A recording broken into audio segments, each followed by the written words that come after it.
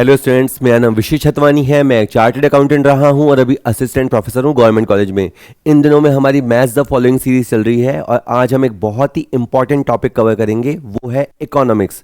Economics में आज हम कवर करेंगे यूटिलिटी, आपका डिमांड, इलास्टिसिटी ऑफ डिमांड और डिमांड फोरकास्टिंग।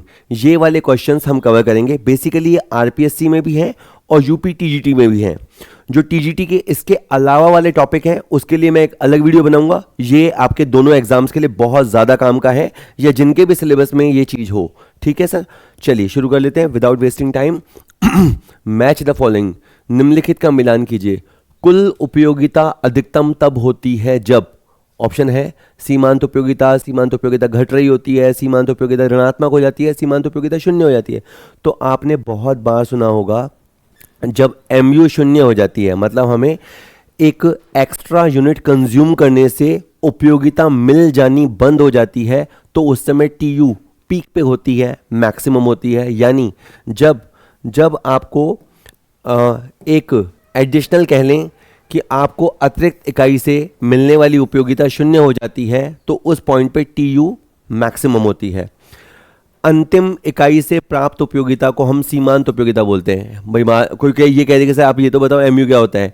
तो हम जो एक एडिशनल यूनिट कंज्यूम करते हैं उससे जो हमें यूटिलिटी मिलती है, जैसे 4 रोटी के बाद जो अपन 5वीं रोटी खाने से जो अपने को संतुष्टि मिलती है, उसे अपन मार्जिनल यूटिलिटी MU कहते हैं। उसको लास्ट यूनिट से मिलने वाली उपयोगिता भी बोलते हैं। अच्छा, जब कुल उपयोगिता घटती दर से बढ़ रही होती है। अब ये शब्द में बड़ा बंदा कंफ्यूज होता है, क्योंकि इसमें घटती वर्ड भी है और बढ़ रही भी होती है।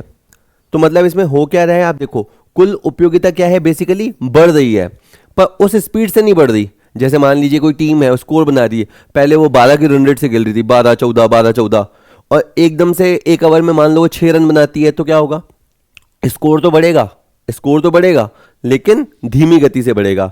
तो जब TU बढ़ रही होती है घटती दर से, उसका मतलब MU आपकी पॉजिटिव है लेकिन वो घट रही है। जैसे मैं एक एग्जाम्पल बताऊं, आपने जैसे यहाँ 8, यहाँ 10, तो यहाँ पे आपका TU ये MU है ना, ये 8 हो गया, ये 18 हो गया। अब मान लीजिए आपको यहाँ पे 3rd रोटी खाने से 5 यूनिट की उपयोगिता मिली, तो यहाँ पे आपका TU कितना हुआ, 23। तो ये बढ़ तो रहा है लेकिन घटती दर से बढ़ रहा है। ऐसा क्यों हुआ, क्योंकि MU में गिरावट आई है। बट अभी MU शून्य नहीं हुआ और ना ही MU ऋणात्मक हुआ, क्योंकि ये तीनों हो सकता है। तो इसलिए आपको सेकंड और थर्ड में से इसको चूज करना पड़ेगा कि जब सीमांत उपयोगिता घट रही होती है तो आपको TU में ये सिचुएशन देखने को मिलती है। वैसे मैंने एक सेपरेट वीडियो बहुत डिटेल से बनाया है, इसमें तो मैंने मैच द फॉलोइंग के थ्रू समझाने की कोशिश की है। और मैं ये तो मेन मुद्दा अपने को पता है कि जब मैंने A को 4 से मिलाया था, क्या पता मेरा क्वेश्चन उसी समय सॉल्व हो जाता। देखो A1 कट गया, A4 है, यहाँ पे अभी मेरे 2 ऑप्शन कट चुके हैं ना बेटा। इसके बाद मैंने क्या मिलाया था, ये वाला B को मिलाया था मैंने 1 से। अब देखो कितनी बात बनती है, B को 1 से, ये यहाँ पे है, यानी मुझे और सोचना पड़ता, तो मुझे यहाँ तक आना ही पड़ता। C मेरा 2 से जाके मैच हुआ है C2 यहाँ पे मैच है। तो इसके बाद लास्ट अपने आप ही बचता है, फिर भी पढ़ लेते हैं। कुल उपयोगिता में कमी तब आती है जब किसी वस्तु की, अब आप देखो, अगर मान लो मैं चौथी रोटी खाऊं और चौथी रोटी से मुझे दिक्कत हो जावे, मुझे उपयोगिता मिलने की बजाय नेगेटिव हो जाए, तो 23 में से 2 जाएगा 21। यानी TU में गिरावट केवल तभी आती है, जब आपका क्या बोलें MU नेगेटिव हो जाता है। तो ये आपका इस तरह से मैच होगा। तो आप खुद से, जैसे ही स्क्रीन पे क्वेश्चन आया, आप खुद से लगाइए, खुद से मिलाइए, आपको बहुत मज़ा आएगा। और उसके बाद अगर आपको ज़रूरत लगे तो आप एक्सप्लेनेशन सुन लीजिए। ठीक है, नेक्स्ट चलो एक और मिलाते हैं ना। एक वर्ड है उपभोक्ता संतुलन के लिए गणनावाचक उपयोगिता विश्लेषण। एक थोड़ा क्या होता है, नजरों से फटाफट स्कैन कर लिया करो। और अगला क्या है, सम सीमांत उपयोगिता नियम, जिसको प्रतिस्थापन का नियम भी बोलते हैं, जिसको अधिकतम संतुष्टि का नियम भी बोलते हैं। तो इधर मैंने देख लिया कि यहाँ नियम दे रखे हैं। इधर दे रखा है लिस्ट 2 में गोसेन का प्रथम नियम, मार्शल, हिक्स, एलन गोसेन का द्वितीय नियम, जेरेमी बेंथम। तो मुझे समझ में आ गया कि एक तरफ कोई नियम है या अवधारणा है और फिर वो किसने दी है।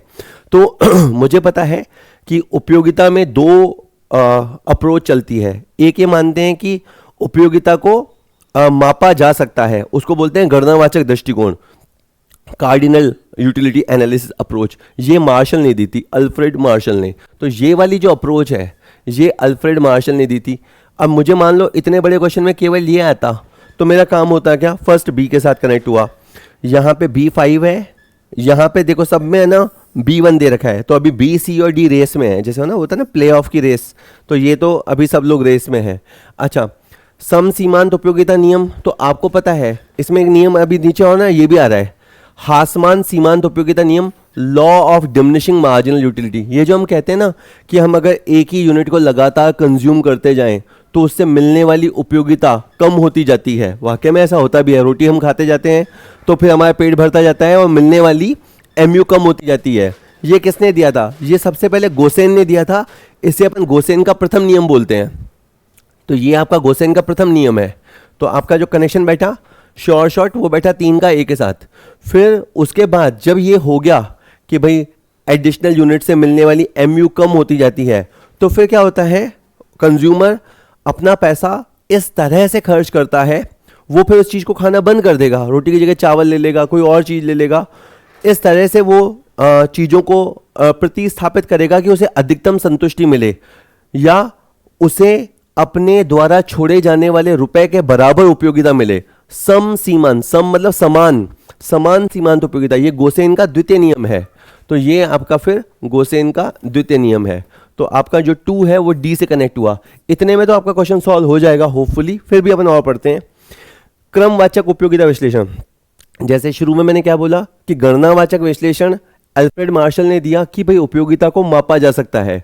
फिर किसी ने कहा नहीं नहीं, उपयोगिता को कैसे मापोगे कि आपको एक रोटी खाने से 10 यूनिट के बराबर उपयोगिता मिली। हम यूं कहें कि क्रम प्रदान कर सकते हैं, ऑर्डिनल अप्रोच अपना सकते हैं। तो ऑर्डिनल एनालिसिस जो दिया था वो दिया था एलन और हिक्स ने। यहाँ पे नाम देख लीजिएगा, J.R. हिक्स और J.D. एलन। कई बार तो क्या होता है मजे लेने के लिए वो यूं बोल देगा J.R. Hicks, A.R. Hicks, P.R. Hicks, तो अपने को लगता है अबे यार अपन तो हिक्स याद कर गए थे। तो कुछ भी हो सकता है जी, आजकल तो मजे ले रहे हैं हर कोई। तो J.R. हिक्स और R.J.D. एलन, तो ये आपका हो गया 4 के साथ C। और इसके बाद मैंने एक और क्वेश्चन में जोड़ा था, द कॉन्सेप्ट ऑफ यूटिलिटी। सबसे पहले यूटिलिटी का जो कॉन्सेप्ट लाने का श्रेय मिलता है वो है जेरेमी बेंथन को, ठीक है। तो आपका 5 के साथ E हो गया। तो खैर पहले के साथ B होने के बाद 3 के साथ A होना चाहिए, यहाँ नहीं है, 3 के साथ A यहाँ है, बस ये हो गया। पहला B1 A3, इसके अलावा C4 था, D2 था और E5 था। तो ये मैच हो गया है, तो C ऑप्शन आपका जाके मैच हुआ है। तो मैच द फॉलोइंग, ऑब्वियस सी बात है, एक कोशिश है नए ट्रेंड को पकड़ने की। उससे भी ज़्यादा सच बताऊँ तो कोशिश है कम MCQs में ज़्यादा क्वेश्चन कवर कराने की। इसमें मैं 5 MCQ बना सकता था, आप भी समझते हैं, लेकिन एक कंपैरेटिव भी हो जाता है तो थोड़ा सा ये अप्रोच ठीक लगता है मुझे और आपको पसंद भी आ रहा है। विच of the following statement is true.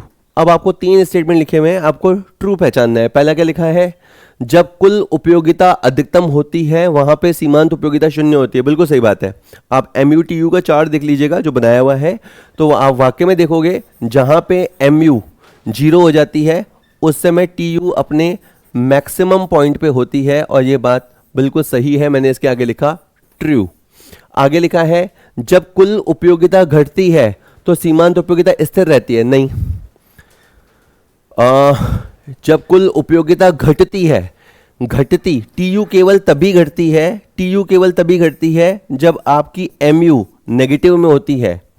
तो अगर MU जैसे 4 4 4 4, मतलब आपको हर रोटी खाने से मान लो बाय द वे 4 यूनिट्स का बेनिफिट मिल रहा है, मैं बार बार एक ही एग्जांपल दे रहा हूँ रोटी का, तो आपका TU में लगातार इजाफा होगा। जब तक आपकी MU पॉजिटिव होगी, TU भले ही स्लोली पर बढ़ेगी जरूर। अगर ये MU स्टेडी होगा तो TU स्टेडी यानी उसी दर से बढ़ेगी। पर इसने ये कहा कि कुल उपयोगिता घटती है, तो घटने का तो एक ही रीजन है, जब MU नेगेटिव हो जाए। तो ये जो लिखा है फॉल्स लिखा है ना, बातों बातों में फंसा रहे। ध्यान से पढ़ना बेटा, आपका एग्जाम है, आपका बहुत कुछ दांव पे लगा हुआ है। कुल उपयोगिता तथा सीमांत उपयोगिता परस्पर संबंधित नहीं होती। ये तो बिल्कुल ही बकवास कर रहा है कि MU और TU का कोई लेना देना नहीं है। हकीकत में है, आप जैसे जैसे यूनिट कंज्यूम करते जाते हैं MU मिलती जाती है, TU जुड़ती जाती है। तो ये तो कहना ही गलत है। तो इसमें क्या हुआ, अब देखो इसमें भी है ना, यहाँ तक आते आते अपन बोलते थे केवल 1, केवल 2, 3। इसमें देखो इसने क्या पूछा है। अगर इसने पूछा सत्य कथन तो आपको बोलना है केवल A। अगर इसने यहाँ पे अ लगा दिया या कथन सत्य नहीं है लगा दिया तो फिर आपको बोलना है B व C। तो इसलिए थोड़ा होश रखना ना, एकदम से स्लिप मत हो जाना, आता आता क्वेश्चन स्लिप मत कर देना, पहले यहाँ पे लगा दो टी एफ जो भी है लगा दो। फिर यहाँ लिखा है कौन सा कथन सत्य है, तो आपका केवल ए कथन सत्य है ना। और फिर इतना भी मत घबराया करो, है ना, ये सब प्रैक्टिस से आता है, ये सब प्रैक्टिस से आता है। Confidence always comes from practice. ठीक है, नेक्स्ट देखते हैं। Which one of the following is not the basic property of indifference curve. अब इनडिफरेंस कर्व भी हमने सुना है उपयोगिता विश्लेषण में। अब इसमें नेगेटिव स्लोप होता है, बिल्कुल सही है। इनडिफरेंस कर्व में क्या होता है, हम दो वस्तुओं का संयोग चुनते हैं, ठीक है, और ये वाला जो है ये हमें इनडिफरेंस कर्व को आईसी से बोलते हैं, ये हमें सर्वाधिक संतुष्टि देगा, क्योंकि जैसे इधर 5 है इधर 6 है, तो हम इसकी 5 यूनिट से इसको वाई कर देते हैं, इसकी 5 यूनिट और इसकी 6 यूनिट कंज्यूम कर पाएंगे, तो ये वाला आईसी वक्र अपने को सबसे ज़्यादा देगा, और ये वाला थोड़ा ऑब्वियसली बात है कम देगा। तो खैर इसमें आपको ढाल जो होता है ये वाला, इस वाले को आप ऋणात्मक ढाल या बाएं से दाएं नीचे की और गिरता हुआ ढाल बोलते हैं। मांग के नियम में भी यही ढाल देखने को मिलता है।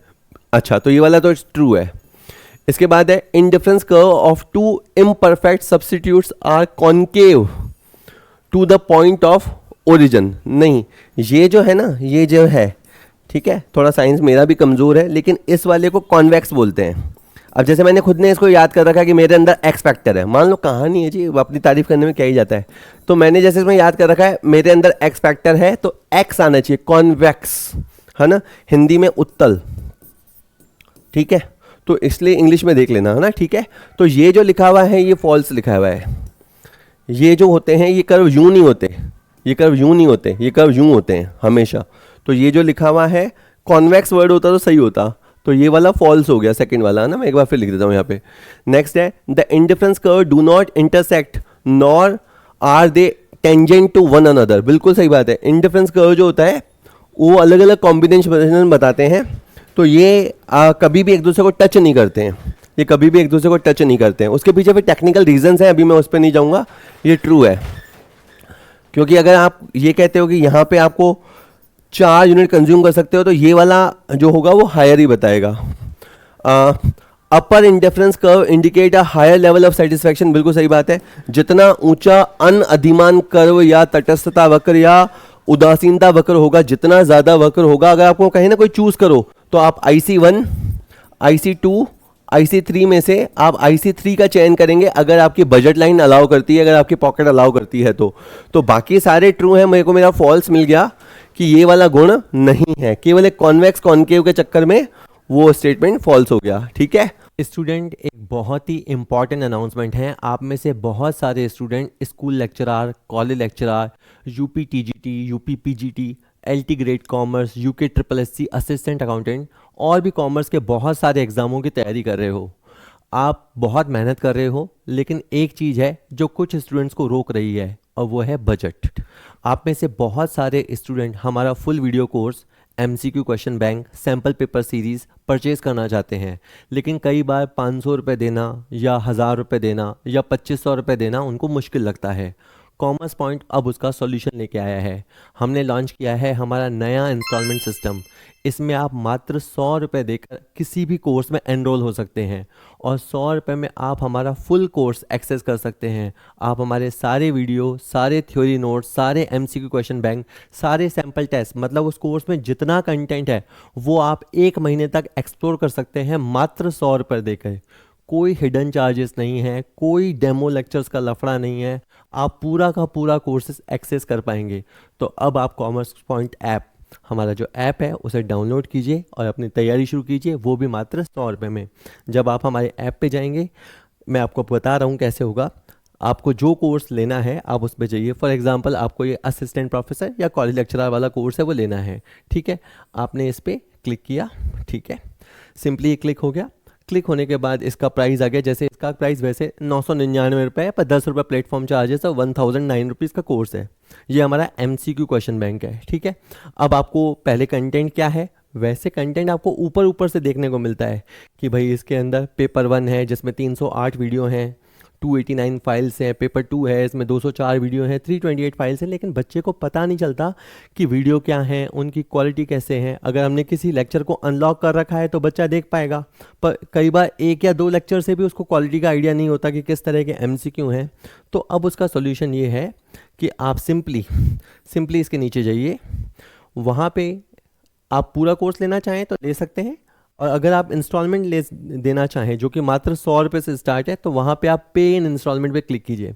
जब आप क्लिक करते हैं तो आपका पहला स्टेटमेंट इंस्टॉलमेंट शो हो रहा है 110 रुपये। बेसिकली इंस्टॉलमेंट 100 रुपये है, अगेन 10 रुपये प्लेटफॉर्म चार्ज है जो कि एक बार लगता है, ठीक है। और उसके बाद अगली इंस्टॉलमेंट भी बहुत छोटी छोटी है।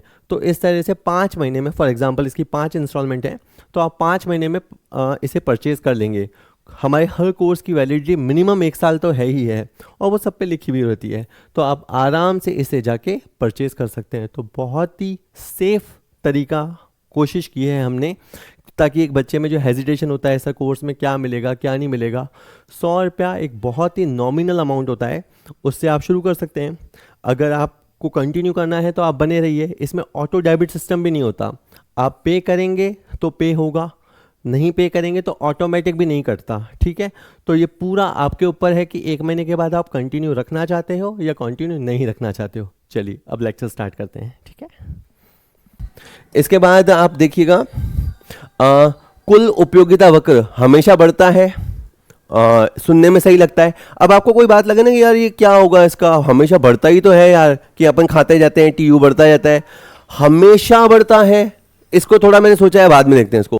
पहले गिरता है फिर बढ़ता है, तो TU कभी गिरता तो है ही नहीं, TU हमेशा चढ़ाव की तरफ होता है। TU का आप शेप देखोगे ना, तो TU आपका यूं जाएगा, और यानी यूं जा सकता है। यहाँ पे इसका मैक्सिमम होता है पॉइंट, और यहाँ ये गिर सकता है। तो इसने कहा कि पहले गिरता है, यानी ये यूं कह रहा है यूं होता है, तो यूं कुछ नहीं होता है ना, तो ये वाला तो फॉल्स है। अच्छा, हमेशा गिरता है, ये तो बिल्कुल ही गलत है, ठीक है। पहले बढ़ता है और अपने अधिकतम स्तर पर पहुंचने के बाद गिरता है, तो ये सही है। अब ये देखो, या तो आपको रटा हुआ हो या आपने MUTU के क्वेश्चंस बहुत बार सॉल्व किए हो और वो चित्र आपके दिमाग में बैठा हुआ हो, और इतना मुश्किल नहीं है कि आपके दिमाग में बैठे नहीं। Again practice is everything. तो बिल्कुल सही है, TU पहले बढ़ता है ना, इसकी बढ़ने की स्पीड भले स्लो हो जाती है जब आप यहाँ पे एक और इसके साथ साथ MU भी बनाया जाता है। जहाँ पे MU 0 होगा, मैं भी दिखाऊंगा क्वेश्चन में, MU 0 होगा तो वहाँ TU मैक्सिमम हाइट पे होगा, और इसके बाद अगर MU नेगेटिव होने लग जाएगा, आपको लगेगा सर एक ही बात बार बार क्यों बता रहे हो, टाइम खराब मत करो, तो आप आगे स्किप कर लेगा। आपको लगे ना कि यार क्वेश्चन मेरे को आता है, तो ये आपके पास वीडियो है यार, ये देखो। अच्छा, मैं अगर एग्जामिनर होता तो मैं तो ऐसा क्वेश्चन भी पूछ सकता था कि बताओ 3 इकाइयों पे TU कितनी है। और सर 3 इकाइयों पे TU, तो वो तो दो तरीके हैं। आप ये TU वाले कर्व से भी देख सकते हो कि 3rd इकाई के बाद आपका TU 25 है। और सपोज करो मैं ये चित्र नहीं देता, तो मैं आपको बताता हूँ, पहली इकाई से आपको जो MU मिला था दैट वाज 10 यूनिट, आपको रोटी खा के 10 यूनिट का मजा आया। दूसरी यूनिट से आपका MU 8 था, है ना, तो अब आपके 10 और 8 कितना स्कोर हो गया, क्यूमुलेटिव 18। और थर्ड रोटी से 6 है, तो 3rd यूनिट के बाद आपका TU 24 आता। मतलब मैं आपको बताऊं, ये चित्र भी थोड़ा सा 24 यहाँ होना चाहिए, थोड़ा नीचे होना चाहिए था, बस मैं आपको बता रहा हूँ। अच्छा, कहाँ पे ये सीमांत उपयोगिता आपको 0 दिख रही है, देखो यहाँ जब लाइन यहाँ आ गई ना, यानी 5वीं यूनिट तक तो आपको मज़ा आ रहा था, आपको 2 यूनिट का रस आ रहा था, बस फिर उसके बाद मम्मी बस, तो ये 6ठी यूनिट के बाद फिर भी उन्होंने डाल दी और आपने खा भी ली, तो कोई फायदा नहीं हुआ, और इसके बाद खा ली ना तो फिर आपकी तबीयत खराब हो गई, तो यहाँ 2 यूनिट नेगेटिव है। तो जब आपकी 6ठी यूनिट थी ना, तो 6ठी यूनिट पे आते आते आपकी TU मैक्सिमम होकर 30 हो गई, इसके बाद ये गिर के 28 रह गई। होप समझ में आ गया होगा, है ना। ये दोनों साथ देखे जाते हैं, साथ बनाए जाते हैं, तो बिल्कुल सही समझ आता है। उपभोक्ता व्यवहार के सिद्धांत के मार्शल के विश्लेषण में निम्नलिखित में से कौन सी मान्यता नहीं है। ऑब्वियस ही बात है, अर्थशास्त्र में जब भी कोई सिद्धांत प्रतिपादित किया जाता है तो अन्य बातें समान रहे बोला जाता है कि ये होगा तो मेरा ये नियम लागू होगा। ऐसा अर्थशास्त्री पहले से एक तरह से डिस्क्लेमर देता है कि ये होगा तो फिर ये बात लागू हो जाएगी। उसने अब वो मार्शल क्या मान के चलता है, उपभोक्ता विवेकशील है, बिल्कुल वो ये मान के चलता है कि कंज्यूमर जो है वो रेशनल है। सेकंड, उपभोक्ता अधिकतम संतुष्टि प्राप्त करना चाहता है, बिल्कुल ये हमेशा है कि कंज्यूमर अपने मिनिमम रिसोर्सेज से या जो भी अवेलेबल रिसोर्सेज कहें उससे वो मैक्सिमम सेटिस्फेक्शन लेना चाहता है। इसके बाद है मुद्रा की सीमांत उपयोगिता स्थिर है, ये भी उसकी मान्यता है। मतलब अपन जो रुपया छोड़ते हैं ना, तो हर रुपए की जो एमयू है वो अपने लिए इक्वल है। सपोज करो मेरे पास है ना 100 के 10 नोट हैं, तो मेरे लिए पहला नोट भी उतना ही प्यारा है और मेरा 10वां नोट भी मेरे लिए उतना ही प्यारा है। ऐसा नहीं है कि मेरे पास जो 10वां नोट है उसकी कोई वैल्यू नहीं है। ये ठीक वैसी वाली बात है। एक बार ऐसे बताऊं कि एक मम्मी पापा के पुराने ज़माने में 10 बच्चे हों, तो ऐसा नहीं है कि उनका पहला बच्चा बड़ा लाडला है और 10वें बच्चे में क्या है ये तो हो गया यूं ही, ऐसा नहीं है। वो भी उतना ही लाडला होता है। तो आपका जो पैसा है वो तो संतान है, पैसा भी संतान जैसा ही, यही याद कर लो। तो ये मुद्रा की सीमांत उपयोगिता क्या होती है? स्थिर होती है। अब ये कहता है फोर्थ में मुद्रा की सीमांत उपयोगिता स्थिर नहीं है। एक बात मैं जनरल नॉलेज से बताऊं, अगर मान लो मेरे को पहला और दूसरा एग्जाम में नहीं भी आ रहा होता ना, तो एक ही समय में ये दोनों बातें सच नहीं हो सकती। कहने का मतलब है अगर कभी ऐसे ऑप्शन हो ना तो थोड़ा दिमाग खुला रखा करो। अब आपको फर्स्ट और टू पे तो विचार ही नहीं करना, भले आपको आता था चाहे नहीं आता था, क्योंकि एक में लिखा है और एक में लिखा है नहीं है। इन जनरल दोनों बातें एक साथ सच नहीं हो सकती। तो बस फिर क्या समझ में आया? फिर ये समझ में आया है ना, कुछ कुछ ऐसी भी चीज़ होती है पॉजिटिव नेगेटिव हो सकती हैं, तो थोड़ा होश रखना। पर एक जनरल बात बता रहा हूँ, एक कहता है एमयू स्थिर है, तो ये वाली बात ट्रू है, ये मान्यता उसने ली थी, और ये वाली मान्यता उसने नहीं ली थी। तो इसने यही पूछा था कौन सी मान्यता उसने नहीं ली थी, तो ये वाली। ठीक है, तो इसका आंसर डी आएगा। मैं कोशिश कर रहा हूँ, आपको कई बार लगेगा सर इतनी बच्चों वाली बात मत बताओ, हमें पता है, मेरा फर्ज है मैं बता दूँ। ठीक है, फिर आपको आती है तो बहुत ही अच्छी बात है। मैं तो कह रहा हूँ आप खुद ही लेक्चरर बनने वाले हो। Which one of the following is true for consumer? इसमें से कौन सी बात सच है कंज्यूमर के पॉइंट ऑफ व्यू से? कि सर ये कौन सा टॉपिक चल रहा है? ये आपका चल रहा है एक तरह से कंज्यूमर बिहेवियर और यूटिलिटी एनालिसिस, और आगे फिर डिमांड और इलास्टिसिटी वाले क्वेश्चन भी आएंगे। इनमें से कौन सा कथन उपभोक्ता के संबंध में सत्य है? सभी उपभोक्ता विवेकपूर्ण व्यवहार करते हैं और सदैव सही निर्णय लेते हैं। अब इसमें ये जो वर्ड है ना, ये थोड़े एक्सट्रीम वर्ड होते हैं। सभी उपभोक्ता और सदैव सही निर्णय लेते हैं, तो मैंने इसको होल्ड पे लिया। ये बात ठीक है कि अपन मार्शल मान के चलता है कि उपभोक्ता रेशनल होता है, विवेकी होता है, लेकिन आपको लगता है कि सारे कंज्यूमर में दिमाग होता है? ठीक है, मुझे इसका आंसर पता है, पर फिर भी मैं इसको होल्ड पे रखूंगा और बात करता हूं। उपभोक्ता के विचारों एवं अनुभवों का संस्कृति और समाज से संबंध होता है, मैंने लिखा ट्रू। देखो एक बात ये भी किया करो, आप ना इस क्वेश्चन की ऊपर वाली लाइन से इन्फ्लुएंस मत हुआ करो। पहले आप जेन्युइनली स्टेटमेंट पढ़ा करो, जेन्युइन ग्राउंड पे। आपको सुनने में पहली बार में लगेगा सही बोल रहा है, गलत बोल रहा है। जैसे किसी इंसान से मिलते हैं ना, एक वाइब आती है कि सही बोल रहा है यार, नहीं यार झूठा है साला, तो ऐसा वाइब आपको भी वाइब आएगा अगर पढ़ा हुआ हो तो ये बात सच है कि उपभोक्ता क्या सोचता है, क्या एक्सपीरियंस करता है, वो जिस सोसाइटी से आता है, जिस कल्चर में वो पला बड़ा है, उस पर डेफिनेट उसका प्रभाव होता है। उपभोक्ताओं को प्रेरित किया जा सकता है, यहां तक बात सही है, किया जा सकता है कि वह विक्रेता के इच्छा अनुसार संदेश में विश्वास करें एवं आत्मसात करें। तो आप इतना भी उनको बेवकूफ मत समझो। कंज्यूमर मतलब ऐसा नहीं है कि टीवी में जो आता है कंज्यूमर उसको एज इट इज मान लेता है। वो देखता है, समझता है, आंखें खुली रखता है। पर अगर मार्केटियर या विज्ञापन दाता ये सोचता है कि जैसा मैसेज मैं दूंगा इसने एज इट इज वैसा लिया होगा, नहीं, वो अपने हिसाब से, कंज्यूमर ने क्या होता है फिल्टर लगा रखे होते हैं, वो आपसे बहुत आगे की चीज है। तो ये है कि यहां तक ठीक था कि उपभोक्ताओं को मोटिवेट किया जा सकता है, लेकिन इस बात के लिए मोटिवेट करना कि वो आपके संदेश में एज इट इज विश्वास करेगा, ये बात फॉल्स है। उपभोक्ता अपने विचार और व्यवहार की व्याख्या करते हैं, बताते ही नहीं है भाई साहब, मुंह ही नहीं खोलते। आप उसको कोई चीज बोलो, हाँ ये कूलर 8,000 का है, अब वो क्या सोच रहा है आपको नहीं पता, क्या सोच रहा है नहीं पता। आप गैस वर्क करते रहो, आप लगाते रहो तुक्के, चाबियां लगाते रहो, पता नहीं कौन सी लग जाए, भाभी जी को पसंद आ जाए, बच्चे को पसंद आ जाए, कोई सा गणित लगाओ। लेकिन उपभोक्ता कभी भी खुल के अपने थॉट्स नहीं बताते हैं। ठीक है, तो ये फॉल्स है। अब ये वाला बात कि सारे उपभोक्ता हमेशा विवेकपूर्ण व्यवहार करते हैं, तो ये भी फॉल्स है। क्योंकि इसलिए भी अब देखो मेरे को एंड में एक चॉइस लेनी होती है। अब जैसे मान लो ये दोनों मेरे को फॉल्स हो गए, मेरे को ट्रू चुनना है। अब ट्रू चुनना है तो मेरे को या तो इसको ट्रू करना है या इसको ट्रू करना है। तो ये तो फिर भी ट्रू दिख रहा है कि आदमी जिस वातावरण में, परिवेश में पला बड़ा होता है, उसका डेफिनेटली इंपैक्ट उसकी सोच पे, उसके एक्शंस पे होता है। बाकी आपको भी पता है कि सारे उपभोक्ता, देखो कई उपभोक्ता क्या होता है विज्ञापन के प्रभाव में आके भी निर्णय लेते हैं। कई, एक वर्ड होता है रेशनल, एक वर्ड होता है इमोशनल। बहुत सारे लोग रेशनल नहीं इमोशनल बाइंग करते हैं, बैठे हैं अमेजन पे देख रहे हैं, उठा के खरीद लिया, जरूरत है नहीं है खरीद लिया, तो वो इमोशनल बाइंग है। इंपल्सिव बाइंग भी होती है। आप खरीदने गए, आपको उसने उकसा दिया, अरे भाई साहब ये रहने दो, आपके बस की बात नहीं है, ये बाइक खरीदना 2 लाख की गाड़ी आप नहीं खरीद पाओगे, आपको जोश आ गया तेरी ऐसी की तैसी कैसे नहीं ले सकेंगे, तो बस हो गई ऐसी की तैसी। तो ये वाली बात है ना, समझने की बात है। तो ये इसका ये वाला स्टेटमेंट जो है वो ट्रू है, ठीक है बेटा।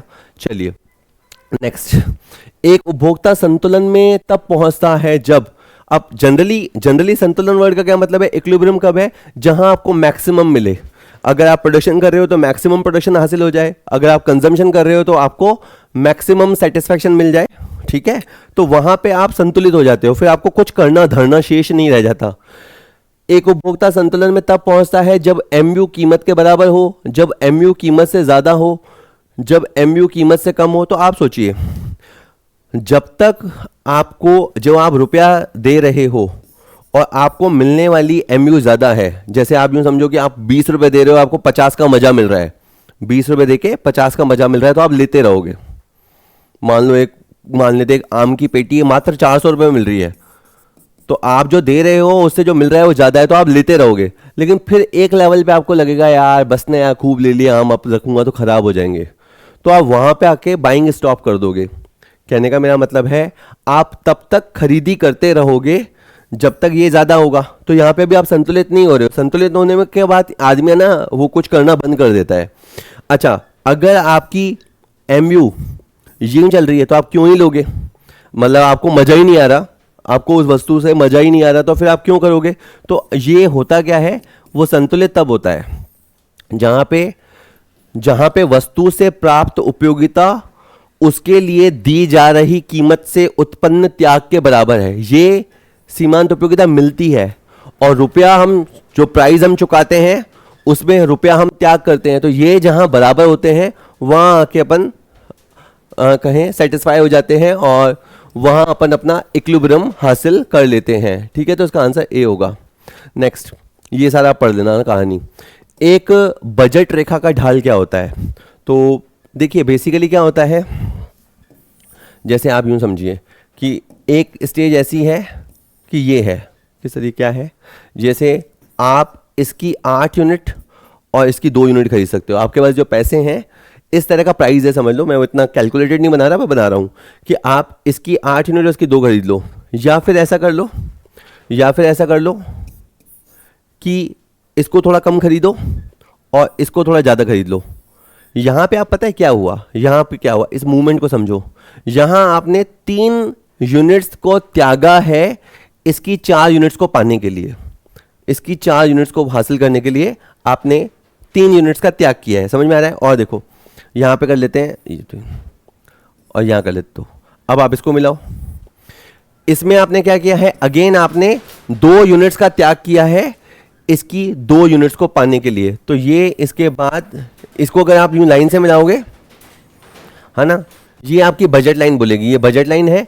इसमें आप डिफरेंट कॉम्बिनेशन बताते हो कि आप क्या क्या खरीद सकते हो।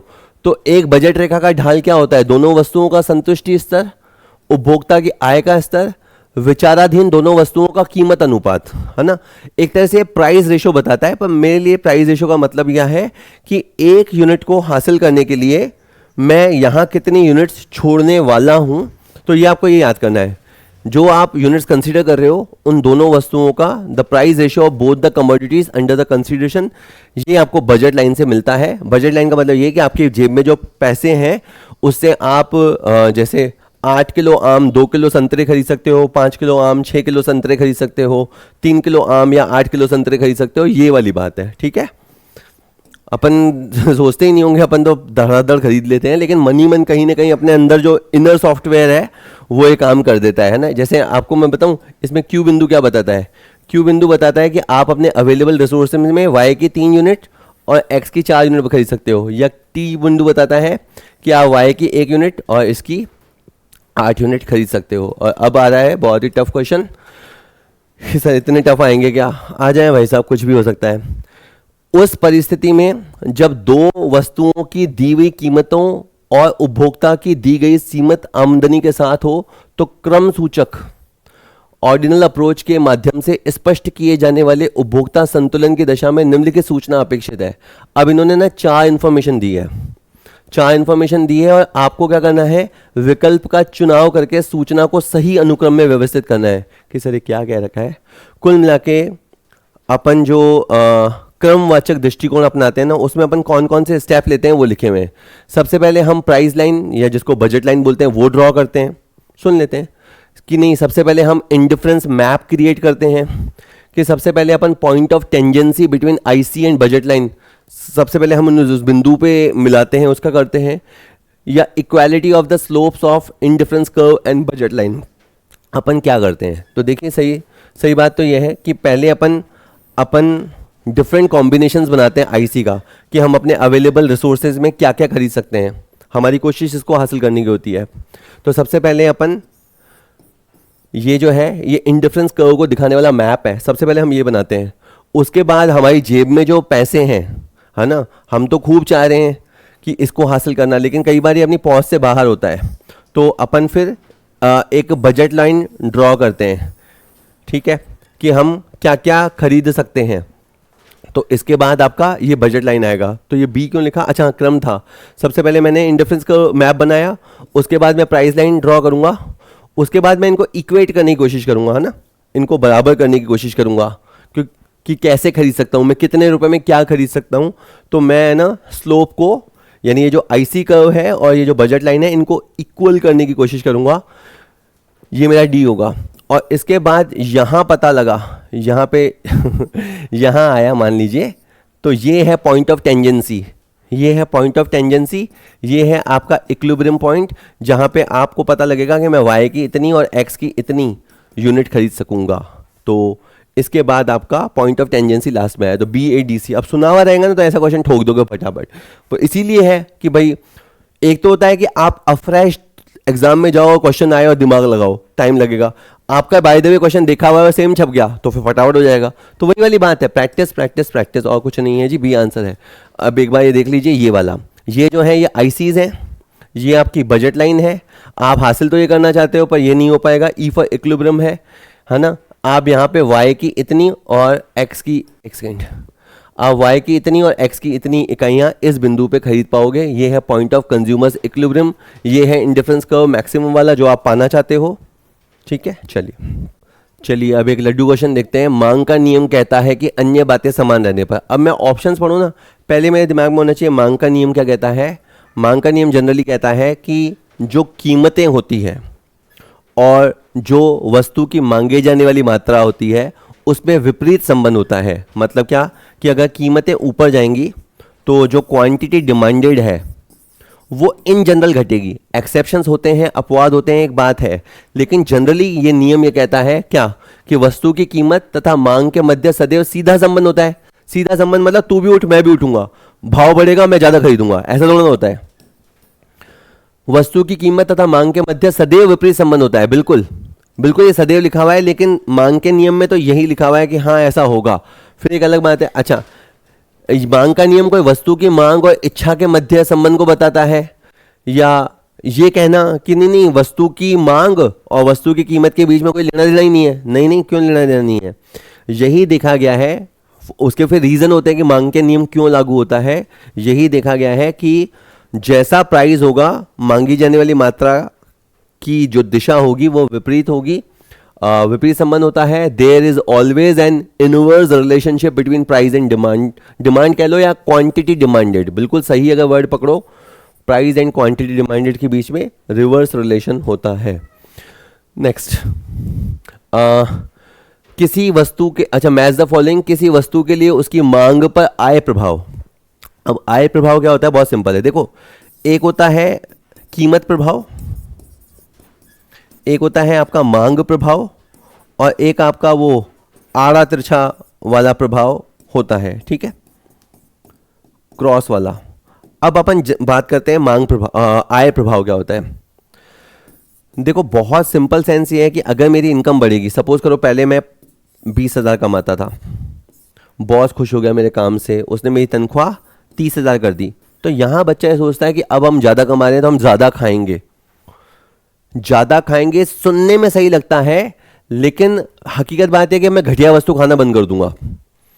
अगर मेरी तनख्वाह 20,000 से 30,000 हो गई, पहले मान लीजिए मैं तेल खाता था 5 किलो महीने का, अब मैं उसकी जगह हो सकता है घी खाना शुरू कर दूं, तो आय बढ़ने के बावजूद मेरी तेल की खपत में कमी आएगी। यानी मैं ये कह रहा हूं कि आय बढ़ेगी तो कंजम्पशन बढ़ेगा ही या नहीं बढ़ेगा, ये वस्तु पर डिपेंड करता है। आप सामने ऑप्शन देखोगे, क्योंकि मैंने क्वेश्चन सेट किया तो इसलिए मेरे को पता है और मैं टाइम कम लेना चाहता हूं। ये कह रहा है कि आय प्रभाव ऋणात्मक होता है, ये कह रहा है कि आय प्रभाव वस्तु की प्रकृति पर निर्भर करता है, तो बिल्कुल सही है ना। मतलब आम फिनोमिना क्या है, जिसकी जेब में देखो पैसे नहीं है, या जो वैसे जनरल बुद्धि सोचता है वो बोलता है कि जैसे इनकम बढ़ेगी तो मैं ये भी खाऊंगा वो भी खाऊंगा, लेकिन उस चक्कर में आप कई वस्तुएं खाना छोड़ भी दोगे जिनको आप पहले खाते थे गरीबी मुफलिसी में, अब नहीं खाओगे। अच्छा, घटिया वस्तुएं, तो जैसे अभी घी और तेल के मुकाबले में, घटिया तेल घटिया नहीं होता, मैं तो बात बताता हूँ, घी और तेल के मुकाबले में अपन तेल को थोड़ी देर घटिया कह लेते हैं, तो क्या होगा, घटिया वस्तुएं वो वस्तुएं हैं जिसमें उसकी मांग पर आय का ऋणात्मक प्रभाव होता है। किसा समझ ही नहीं आ रहा। अभी ये क्या हुआ, अभी मेरी तनख्वाह बढ़ी ना, तो मैंने तेल का खपत ज़्यादा किया कम किया, तो आप अब सीन बनाया करो, आय मतलब इनकम बढ़ी और जो ऑयल जिसकी मैं डिमांड करता था वो डिमांड घटी। एक एरो इधर जाता है और एक एरो इधर जाता है, उसको बोलते हैं ऋणात्मक प्रभाव, नकारात्मक प्रभाव, ऐसा, ठीक है। और जो कहें नॉर्मल गुड्स होते हैं, नॉर्मल गुड्स को मैं और कंज्यूम करना शुरू करूंगा। पहले मैं मान लीजिए बिस्कुट के घर पे 10 पैकेट लाता था, अब ठीक है सबको नहीं दे पाता था, अब मैं बिस्कुट के 15 पैकेट लाऊंगा। तो जो सामान्य वस्तु है उसका कंजम्पशन डेफिनेट बढ़ेगा। तो ये क्वेश्चन पूरा किस पे है, ये आय प्रभाव पे है। तो सामान्य वस्तु के लिए धनात्मक प्रभाव होता है, तो मैं होपफुली समझा पाया। हीन वस्तु के लिए ऋणात्मक प्रभाव, सामान्य वस्तु के लिए आय का धनात्मक प्रभाव देखने को मिलता है। और केवल इन जनरल बोले कि आय का जो प्रभाव होता है ना, वो आय का प्रभाव कैसा होगा वो वस्तु की प्रकृति पर निर्भर करता है। हालांकि ऑनलाइन में एक चीज़ की डबलिंग नहीं करनी चाहिए, क्योंकि बच्चा खुद ही डबल करके सुन सकता है, तो अब मैं रिपीट नहीं करूँगा। A2, उसके बाद B आपका B1, और इसके बाद C ऑटोमेटिक फिर 3 बचेगा, C3। तो A2 होना चाहिए, यहाँ नहीं है, यहाँ नहीं है, यहाँ है, इसके बाद B1 है, और फिर C3 हो ही जाएगा, तो इसका आंसर D रहेगा, है ना। आखिर में फिसल मत जाना, बस मैं तो ये कह रहा हूँ, ठीक है। नेक्स्ट क्वेश्चन, मांग में वृद्धि किसके कारण हो सकती है। अब देखो, वस्तु की कीमत में कमी होने पे बच्चे को लगेगा हाँ सर, अगर वस्तु की कीमत में कम हो जाएगी तो मांग बढ़ेगी, यही तो आपने कहा। अब यहाँ पे आपको इकोनॉमिक्स का फंडा समझना पड़ेगा, जो एक पढ़े लिखे बच्चे को एक नॉर्मल बुद्धि वाले बच्चे से अलग करता है। हमारे अर्थशास्त्र में मांग में वृद्धि शब्द अलग है और मांग में विस्तार शब्द अलग है। इसके लिए इंग्लिश वर्ड है इंक्रीज इन डिमांड, इसके लिए वर्ड है एक्सपेंशन ऑफ डिमांड। ये दोनों अलग फिनोमिना है। क्या है, अगर प्राइजेस कम हुए, डेफिनेट ऐसा होता है कि प्राइजेस जैसे ही कम हो जाते हैं, सस्ती हो गई, तो उसकी जो मांगे जाने वाली मात्रा है वो बढ़ जाएगी।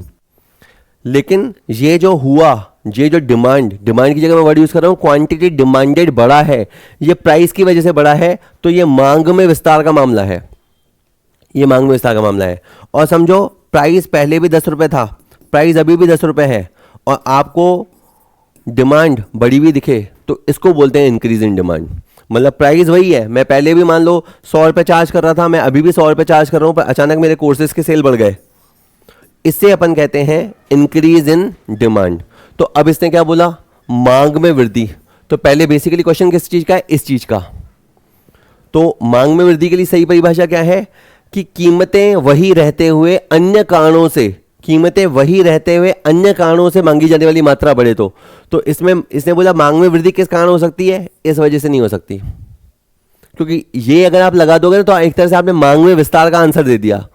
बहुत है ना, टफ क्वेश्चन है। टफ क्वेश्चन क्या है, मतलब समझा पाओ तो। अच्छा, कंज्यूमर की इनकम बढ़ने की वजह से आपकी इंक्रीज इन डिमांड हो सकता है, बिल्कुल हो सकता है। मैं जिस मोहल्ले में रहता हूँ, जिसमें मेरी दुकान है, वहां पे अगर कंज्यूमर्स की इनकम बढ़ गई तो मेरा भाव घटाए बगैर भी डिमांड बढ़ जाएगी, तो इसको डेफिनेटली इसको इंक्रीज इन डिमांड बोलेंगे।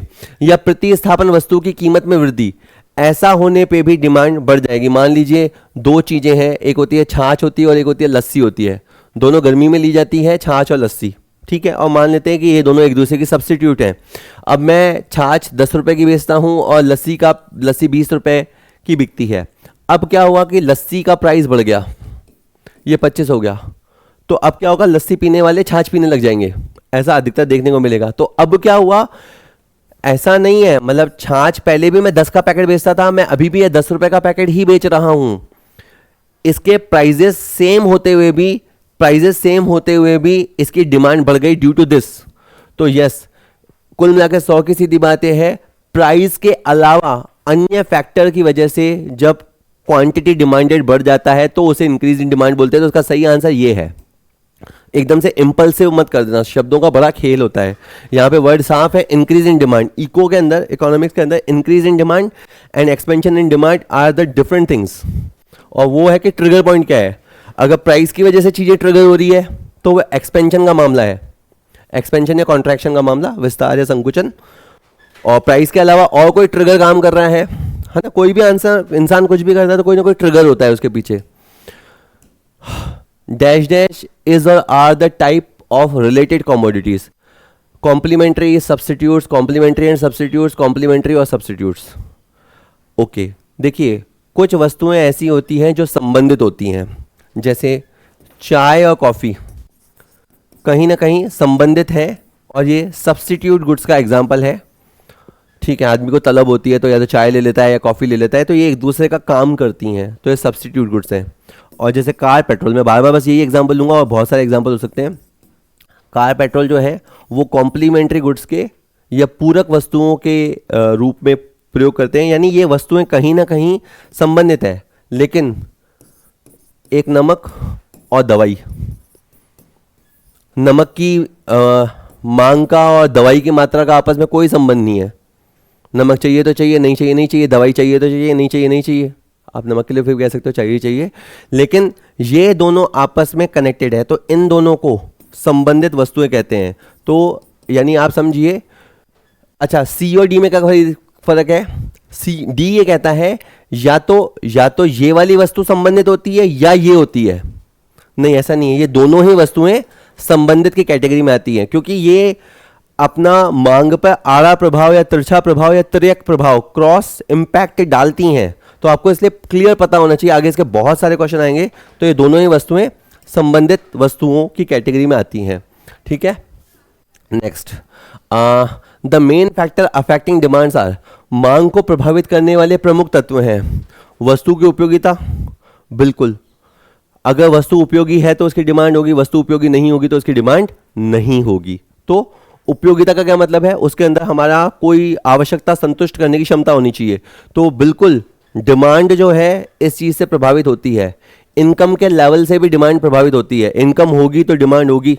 आप किसी बहुत गरीब बस्ती में चले जाओ, वहां पे डिमांड नहीं होगी, क्यों, क्योंकि वहां पे इनकम ही नहीं है। तो इसलिए भाई आप फ्री में तो दोगे नहीं, वो खरीद पाएगा तो ही तो डिमांड होगी ना। अच्छा, वस्तु की कीमत, बिल्कुल कि सर अब अभी तो आप मना कर रहे थे, वहां पे मांग में विस्तार और मांग में वृद्धि वाला क्वेश्चन था। यहां तो एक जनरल बात है, इन जनरल डिमांड कितनी होगी, ये उस वस्तु की कीमत, उसकी उपयोगिता और वहां रहने वाले लोगों के इनकम के लेवल पर निर्भर करता है। और भी होते हैं फैक्टर्स, है ना। किसी विद्वान ने 4 फैक्टर बोला, लेकिन बहुत सारे फैक्टर और भी होते हैं। ठीक है, ये 3 तो है ही हैं। खैर, नेक्स्ट, अच्छा एक बार जल्दी देख लीजिए। फैक्टर्स जो डिमांड को डायरेक्टली प्रभावित करते हैं वो है कंज्यूमर की इनकम, समझा दिया था, प्रोडक्ट की प्राइस एक्सपेक्टेशन, जैसे अभी गोल्ड भाव चढ़ेगा ये सोच के डिमांड अचानक क्रिएट हो जाती है या अचानक गिर जाती है। पेट्रोल थोड़ा सा भी इधर उधर होता है, लोग पेट्रोल ले लेके गाड़ी ले लेके पहुंच जाते हैं पेट्रोल की टंकी फुल कराने। अच्छा, संबंधित वस्तु की कीमत से भी, जैसे मैं मान लो ये पेन बेचता हूँ, है ना, और दूसरा कोई और चीज़ बेचता है, तो उस चीज़ के प्राइस के ऊपर नीचे होने से भी इसकी क्वांटिटी या डिमांड पर फर्क पड़ता है। और पॉपुलेशन चेंज, ऑब्वियस सी बात है, अगर कंज्यूमर्स की संख्या बढ़ गई, मान लो आप अपने गांव के अंदर 1000 परिवार माइग्रेट होके आ गए, कोई बांग्लादेशी नहीं बोल रहा हूँ, 1000 परिवार माइग्रेट होके आ गए क्योंकि वहाँ कुछ दिक्कत हो गई, तो क्या होगा, डेफिनेटली आपकी डिमांड बढ़ेगी। और टेस्ट एंड ट्रेंड, जो वस्तु फैशन में हो जाती है उसकी डिमांड बढ़ जाती है ना। चलो अब मिलाइए, जब दो वस्तुएं पूरक होती हैं तो एक वस्तु की कीमत में गिरावट दूसरे वस्तु की मांग को, अब इसको बहुत आराम से आप समझ लीजिए, एक समझ में आ गया तो फिर मिला लोगे। मैं पहले कार लिख दिया, और कार क्यों लिखा, क्योंकि ये पूरक वस्तु का एग्जांपल देने वाला है। अब मैं इसकी बात ध्यान से सुनता हूं। जब दो वस्तुएं पूरक होती है, यानी ये कार और पेट्रोल की बात कर रहा है, तो एक वस्तु की कीमत में गिरावट, अब इसने बोला कार की प्राइस में गिरावट हो गई, तो क्या होगा, कार की प्राइस में जैसे ही गिरावट होगी तो लोग कार खरीदने लग जाएंगे, और कार खरीदने लग जाएंगे तो उसके चक्कर में पेट्रोल की डिमांड बढ़ जाएगी। तो यानी इसकी जो पूरक वस्तु है पेट्रोल, है ना, उसकी क्वांटिटी बढ़ेगी। यानी पेट्रोल का भाव वही 108 रुपये 111 रुपये चल रहा है, जो भी भाव चल रहा है, लेकिन कार के प्राइजेज में कमी आने की वजह से आप समझ, इकोनॉमी बड़ी मस्त चीज़ होती है। आप सोचो कि वो जो इकोनॉमिस्ट बैठे हैं, जो देश चला रहे हैं, वो कितना नाजुक, बहुत ही कैलकुलेटेड डिसीजन लेते हैं अपने को। ठीक है, वापस आते हैं। कार का प्राइस नीचे जाएगा तो कार की डिमांड बढ़ेगी, और कार की डिमांड से अल्टीमेटली पेट्रोल की क्वांटिटी डिमांडेड बढ़ेगी, तो ये नीचे जाने पे ये बढ़ेगा। तो क्वेश्चन निकाल रहा था कि दूसरी वस्तु यहाँ पे पेट्रोल है, क्योंकि कार पेट्रोल इकलौती पूरक वस्तु का एग्जांपल देते हैं, पूरक वस्तु के 1000 एग्जांपल हो सकते हैं, मैं कार पेट्रोल समझाने के लिए बोल रहा हूँ। तो वस्तु की मांग, अब यहाँ पे कम बड़ा बड़ा, अब कम बड़ा बड़ा, बड़ा यहाँ पे भी है, बड़ा यहाँ पे भी है। इसका मतलब क्या हुआ, मेरा पहला या तो बी के साथ सेट होगा, या मैं दूसरा कॉम्बिनेशन यहाँ बनाता हूँ, या पहला मेरा सी के साथ सेट होगा एक बार के लिए। अब मेरी बात सुनो, पहला बी है, पहला सी है, पहला ए है, कम से कम ये तो कट गया, ये तो कट गया, थोड़ी तो शांति हुई। आ जाओ, अब स्थानापन्न को नहीं बताता मैं ना, वापस पहले पूरक को बताता हूँ। अब यहाँ लिखा है वापस, जब दो वस्तुएं पूरक होती हैं, आप चाहो तो इससे रिवर्स कर सकते हो, पर फिर भी जब दो वस्तुएं पूरक होती है, नहीं कार पेट्रोल, तो एक वस्तु की कीमत में वृद्धि। अब मान लेते हैं दूसरा एग्जांपल में कार के प्राइस बढ़ गए, 10 लाख वाली कार 12 लाख की आने लग गई, तो लोग जितनी कारें ले रहे थे, महीने की जितनी कारें बिक रही थी, वो धड़ाम से नीचे हो जाएगी, नीचे हो जाएगी। ठीक है, अब कार बिकेंगी कम, तो क्या होगा, पेट्रोल का जो खपत है वो कम हो जाएगा। तो आपने क्या देखा, इसका कार का प्राइस चढ़ने की वजह से ये कम हुआ। तो ये एक वस्तु की कीमत में वृद्धि होने से दूसरी वस्तु की मांग में कमी होगी। अब मुझे कमी सेट करनी है, कम यहाँ पे भी है और कम यहाँ पे भी सेट है। ठीक है, तो मेरा जो है वो 3 ए के साथ सेट हो सकता है, या तो मैंने 3 ए लिखा, या यहाँ पे है 3 डी, तो या तो 3 ए रेस में रहेगा या 3 डी रेस में रहेगा। यहाँ पे 3 डी है तो ये रेस में है, इससे पहले ये भी इस वजह से भी रेस में था, लेकिन 3 बी तो नहीं हो सकता ना, किसी भी, चाहे मैं आड़ा मिलाऊं चरछा मिलाऊं। ठीक है, ये तो नहीं हो सकता, तो ये तो हटा दो आप। ठीक है, और यहाँ पे 3 डी है, तो अभी भी देखो बेटा, अभी भी है ना, ए और लाइक डी जो है वो रेस में बने हुए हैं। अब आते हैं अपन एक और एग्जांपल लेते हैं। अब ये स्थानापन्न वस्तु की बोल रहा है। स्थानापन्न वस्तु में मस्त एग्जांपल है टी और कॉफी। टी कॉफी बना लिया, अब इसने क्वेश्चन जैसा चलता है वैसे चलना। क्या बोल रहा है, जब दो वस्तुएं स्थानापन्न होती हैं, सब्स्टिट्यूट होती हैं, तो एक वस्तु की कीमत में गिरावट। अब सोचो, चाय बेचने वाला 10 की चाय 5 में कर दे, 10 की चाय 5 में कर दे, तो जो लोग कॉफी पीने जा रहे थे वो भी इधर आ जाएंगे। चाय, इसने क्वेश्चन ने बोला चाय का भाव कम हो गया, तो कॉफी की कोई गलती नहीं है, पर इसकी जो क्वांटिटी है उसमें कमी आएगी। तो जैसे ही इसने यहाँ पे गिरावट बोला तो मेरे को कमी सेलेक्ट करना है। तो यहाँ से मेरा या तो ए बनेगा या मेरा डी बनेगा, है ना, ए बनेगा या डी बनेगा। तो दूसरे के साथ मेरा ए बनेगा या दूसरे के साथ मेरा डी बनेगा, है ना। तो यहाँ पे देखो सी नहीं बन सकता, यहाँ सी नहीं बन सकता, तो बस फिर ये बन गया मेरा 2 के साथ ए। ठीक है, तो हो गया है ना, क्वेश्चन पूरा हो गया। मैं अब एक और नहीं बोल रहा, एक और बोलता तो ये बोलता कि अगर चाय की कीमत बढ़ जाएगी, अगर चाय की कीमत बढ़ जाएगी, 10 वाली चाय 20 की हो जाएगी, तो वहाँ का ग्राहक माइग्रेट होकर कॉफ़ी पे आ जाएगा, है ना, कॉफ़ी पे आ जाएगा। तो एक स्थानापन्न वस्तु, फिर आप नियम याद कर सकते हो, पर मैंने कहा ना याद कर लो, अच्छी बात है, पर लॉन्ग लास्टिंग थोड़ा लंबा समय तक जब याद रहेगा, जब आपकी चीज़ समझी हुई होगी। तो अगर चाय बढ़ेगी, अगर चाय की कहें प्राइस बढ़ेगी, तो चाय पे तो असर होगा ही होगा। इनफैक्ट ये होगा कि चाय की प्राइस बढ़ते ही चाय की मात्रा कम होगी। मेन बात यह है कि अब कॉफ़ी पीने वाले बढ़ जाएंगे। तो इन दोनों में राइट जो एरो के निशान होते हैं प्राइस और क्वांटिटी के बीच में, वो एक दिशा में होते हैं, धनात्मक संबंध, सह संबंध भी पढ़ो कभी तो, कि सर ज़्यादा मत समझाओ सर, माथा फट जाता है हमारा। कोई बात नहीं जी, डी आंसर हो गया इसका। ठीक है, डी बिल्कुल सही मैचिंग है, बाकी मैंने अंडरस्टैंड कर रखी थी matching. The area of consumer saving in a graph is, again अच्छा क्वेश्चन है, और ये उपभोक्ता व्यवहार का है कि उपभोक्ता की बचत, उपभोक्ता की बचत, जिसको कहें लोगों की नॉलेज में लाने का श्रेय मार्शल को दिया जाता है। उपभोक्ता की बचत बेसिकली क्या है? जो प्राइस हम देना चाहते हैं या दे सकते हैं और जो हमें देनी पड़ती है। सपोज करो मैं मेरी बच्ची की पढ़ाई के लिए 1,000 रुपये देने को तैयार हूँ, मान लीजिए, और मान लीजिए कि कंपटीशन के चक्कर में, बाजार में जो स्कूलों में कंपटीशन है उसके चक्कर में मेरे बच्चे को 700 रुपये में ही पढ़ने को मिल रहा है, तो ये 300 रुपये का है, ये 300 रुपये को हमें सेविंग कहेंगे। ठीक है, अब आप ये समझिए कि एक लाइन ये है, एक लाइन ये है, ये आपका डिमांड कर्व है, ये आपका सप्लाई कर्व है, ये दोनों जहाँ काटते हैं वहाँ पे आपका कहें कि ये क्वांटिटी होता है, ये प्राइस होता है। ठीक है, जैसे सपोज कीजिए ये 700 रुपये प्राइस पे ये वाली क्वांटिटी हम खरीदेंगे। अब ये इसको अपन प्राइस लाइन बोलते हैं, ये आपकी प्राइस वाला पॉइंट आ गया। ठीक है, ये प्राइस हुआ जो बाजार की शक्तियों, मांग और पूर्ति ने तय किया, और मैं इसके लिए आप समझो 800 रुपये, 900 रुपये और 1,000 रुपये देने को भी तैयार था।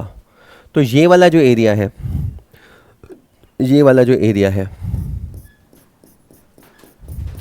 मैं बस समझाने की कोशिश कर रहा हूँ, रटा भी सकता था, जहाँ जहाँ जितना मुझे समझ में आ रहा है। मैं भी वो इको का बहुत बड़ा विद्यार्थी नहीं हूँ, अकाउंट्स मेरा फोर्टे है, अकाउंट्स मजबूत है, बट ठीक है, इको भी जितना आ रहा है उतनी तो कोशिश कर रहे हैं, वो तो कर ही सकते हैं। खैर, मैं आपको बताना चाह रहा हूँ कि आपका ये जो डिमांड कर्व है, प्राइस लाइन के ऊपर का ये जो हिस्सा है ना, ये आपके सरप्लस को बताता है, क्योंकि आप 1,000 रुपये तक भी देने को तैयार थे, लेकिन अगर बाय द वे 700 में बात पड़ गई तो वो आपकी सेविंग है। तो ये डिमांड कर्व के नीचे का क्षेत्र होता है, नहीं, ये डिमांड, अच्छा सॉरी, हाँ देखो डिमांड कर्व ये है ना, सॉरी, बिल्कुल ये डिमांड कर्व के नीचे का हिस्सा है, हाँ, और प्राइस लाइन का अबव हिस्सा है, बस यही सही है।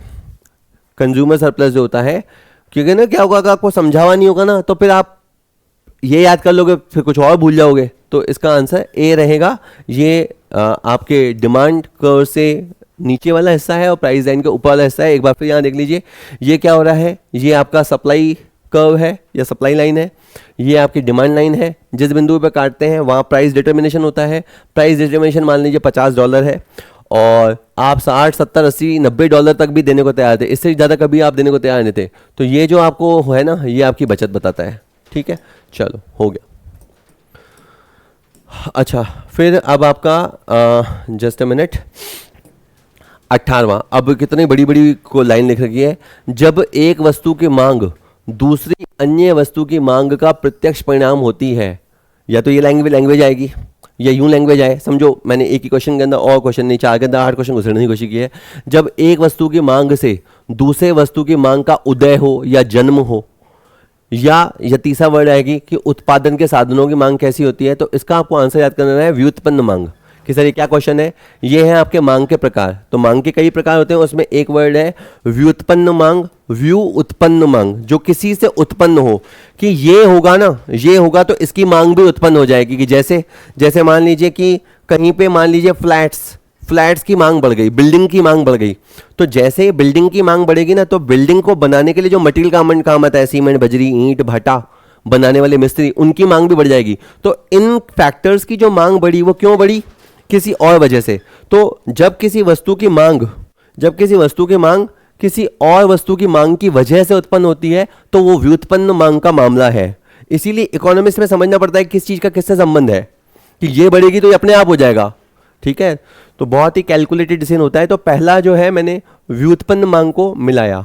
अब और सुनिएगा, जब आवश्यकता की संतुष्टि के लिए 2 या 2 से अधिक वस्तुओं की मांग एक साथ हो, जैसे चाय के लिए दूध, चीनी, ईंधन की मांग। अब जैसे आपको चाय पीने की तलब हो रही है, या आपको चाय पीने की तलब रोज होती है, तो क्या होगा, केवल एक चाय भर लाने से, चाय पत्ती लाने से काम नहीं चलेगा। आपको चीनी भी चाहिए रहेगी, दूध भी चाहिए रहेगा, उसको जलाने के लिए स्टोव या गैस भी चाहिए रहेगा। तो आपको समूह में चीज चाहिए रहेगी, या जॉइंटली चीज चाहिए, समूह नहीं, इसके लिए मैं जॉइंट वर्ड यूज करता हूं।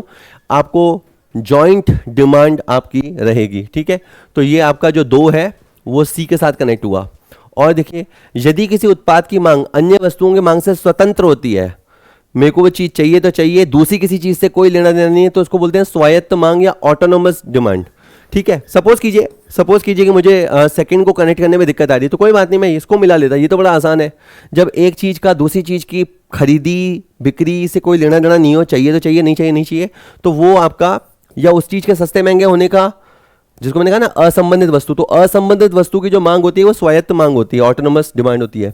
तो 3 आपका ए के साथ कनेक्ट हुआ। अब देखो जैसे 3A यहाँ पे भी है, यहाँ पे भी है, तो ये तो कट गया कम से कम। अब मैं तुक्का लगाने की स्थिति में होगी, ए और बी में टेक के आ जाऊंगा। और सपोज करो मुझे व्युत्पन्न वाला, उत्पन्न, उदय, जन्म हो, तो मेरा पहले के साथ डी है, तो क्या पता इससे काम हो जाता है, तो पहले के साथ डी, पहले के साथ डी, बस हो गया, मेरा आंसर सी आने वाला है ना। इसका आंसर सी आने वाला है। और भी देख लेते हैं, ऐसी वस्तुओं की मांग जिनके प्रतियोगी उपयोग होते हैं। प्रतियोगी उपयोग मतलब जैसे एक ही वस्तु के कई उपयोग होते हैं, जैसे लाइट, लाइट घर में भी काम आती है, लाइट आपकी फैक्ट्रीज में भी काम आती है, लाइट मतलब इलेक्ट्रिसिटी। तो ऐसी वस्तुएं जिनकी प्रतियोगी मांग होते हैं, अर्थात जिन वस्तुओं की मांग विभिन्न प्रयोगों की यौगिक मांग होती है, जैसे कोयला, कोयला अगेन घर में भी काम आता है, ईंधन में भी काम आता है, और भी चीज़ों में काम आता है। तो जिन वस्तुओं की मांग विभिन्न प्रयोगों की यौगिक मतलब एग्रीगेट मांग होती है, जैसे बिजली की मांग, तो बिजली की मांग आपका सामूहिक या मिश्रित मांग का एग्जाम्पल है। कि सर आप ये क्या बताने की कोशिश कर रहे हो? मैं आपको मांग के प्रकार बताने की कोशिश कर रहा हूँ। इसमें 4 वर्ड आए, दोहराऊंगा नहीं, वो चारों आप समझना, एग्जाम्पल की मदद से कोशिश की थी समझाने की। ठीक है, नेक्स्ट इज क्वेश्चन कहता है कि जब 2 वस्तुएं एक ही आवश्यकता को पूरा करती हैं और एक दूसरे के स्थान पे आसानी से उपयोग की जा सकती हैं। ये क्वेश्चन एक्चुअली पहले आना चाहिए था। तो ये सब्स्टिट्यूट गुड्स है। कैसे पता लगा? जब 2 वस्तुएं एक ही आवश्यकता को पूरा करती है, जैसे दिन में मेरे को मान लो सुस्ती होती है, उस समय मेरे को कुछ भी गर्म पीने को मिल जाए, तो चाय, कॉफी, दूध, ये सब क्या है आपस में? Substitute goods. इसकी जगह ये, इसकी जगह ये। जैसे मैचों में सब्स्टिट्यूट होता है ना, किसी खिलाड़ी की इंजरी हो जाती है, वो बाहर चला जाता है, उसकी जगह कोई फील्डिंग करने के लिए दूसरा आ जाता है, तो वो क्या है? सब्स्टिट्यूट है। ठीक है, तो ये अच्छा, हिंदी में क्या वर्ड आएगा? स्थानापन्न वस्तुएं या प्रतिस्थापक वस्तुएं, जो इसका स्थान ले ले, स्थान से वर्ड बनाया ना। मेरा ये मानना है कि अगर आपकी हिंदी अच्छी है या इंग्लिश अच्छी है, तो बहुत सारे वर्ड्स आप थोड़ा सा सेंस निकाल के समझ सकते हो। वे वस्तुएं जो एक साथ उपयोग की जाती हैं, जिनकी मांग परस्पर संबंधित होती है तथा एक के प्रयोग के अभाव में दूसरे का प्रयोग करना शामिल है। तेरे बिना मैं रह नहीं सकता है। अरे यार, मतलब कार और पेट्रोल एक दूसरे के से अलग अलग नहीं रह सकते। दोनों देखो क्या है, जो वस्तुएं एक साथ प्रयोग की जाती हैं, जिनकी मांग आपस में रिलेटेड होती हैं, एक के प्रयोग के अभाव में पेट्रोल बंद हो जाएगा तो कार का क्या करोगे? नहीं चलेगी ना। तो वो पूरक वस्तु है जो उसको पूरा करती है, कि तेरे बिना मैं अधूरा हूं, तू मुझे पूरा करती है, तू मुझे कॉम्प्लीमेंट करती है। ठीक है, तो ये हो गया पूरक वस्तुएं। चलो, तो आपका पहले क्या कनेक्ट हुआ? पहले के साथ आपका डी हुआ। जो लोग ड्रिंक करने जाते हैं वो बोलते हैं भाई कॉम्प्लीमेंट ले आ, तो वो उसके साथ कुछ चखना ले आता है कि सर क्या बता रहे हो, कौन सा एग्जाम्पल दे रहा है? वो कुछ मूंगफली, सेम कुछ ले आएगा, वो उसको कॉम्प्लीमेंट करता है, अकेला अकेला उसको मज़ा नहीं आता उसमें, अगर ऐसा है तो पहला डी, दूसरा सी। इसके बाद है वे वस्तुएं जिनकी मांग उपभोक्ता की आय बढ़ने पे घट जाती है। ये वही वाली बात हो गई, कंज्यूमर की इनकम बढ़ गई, 10,000 से 15,000 हो गई, घी खाना शुरू कर दिया, तेल खाना छोड़ दिया, इसका मतलब वो वस्तुहीन वस्तु है। वे वस्तुएं जिनकी डिमांड उपभोक्ता की इनकम बढ़ने पर कम हो जाती है, तो वो डेफिनेटली हीन वस्तुएं होंगी। ये इस तरह से बनेगा। तो आपका 3B के साथ कनेक्ट हुआ। फिर है वे वस्तुएं जिनकी मांग उपभोक्ता की आय बढ़ने में बढ़ जाती है, तो वो नॉर्मल गुड्स होंगे। ये भी क्वेश्चन एक तरह से कहीं ना कहीं आ गया था। और क्या है? वे वस्तुएं जिनकी कीमत बढ़ने पर प्रतिष्ठा या दिखावे के कारण उनकी मांग भी बढ़ जाती है, तो ये अपवाद है, क्योंकि जनरली कीमत बढ़ने पर क्वांटिटी डिमांडेड कम होती है। लेकिन क्या होता है, कई लोगों को रईसी होती है, होता नहीं है, शादी करनी होती है 2 दिन के लिए 15 लाख रुपए मिल रहा है, नहीं नहीं नहीं नहीं, और महंगा दिखाओ, रिजॉर्ट में करेंगे शादी, तो वो जितना महंगा है उतना ज़्यादा वो उसकी डिमांड बड़ी चढ़ी हुई है।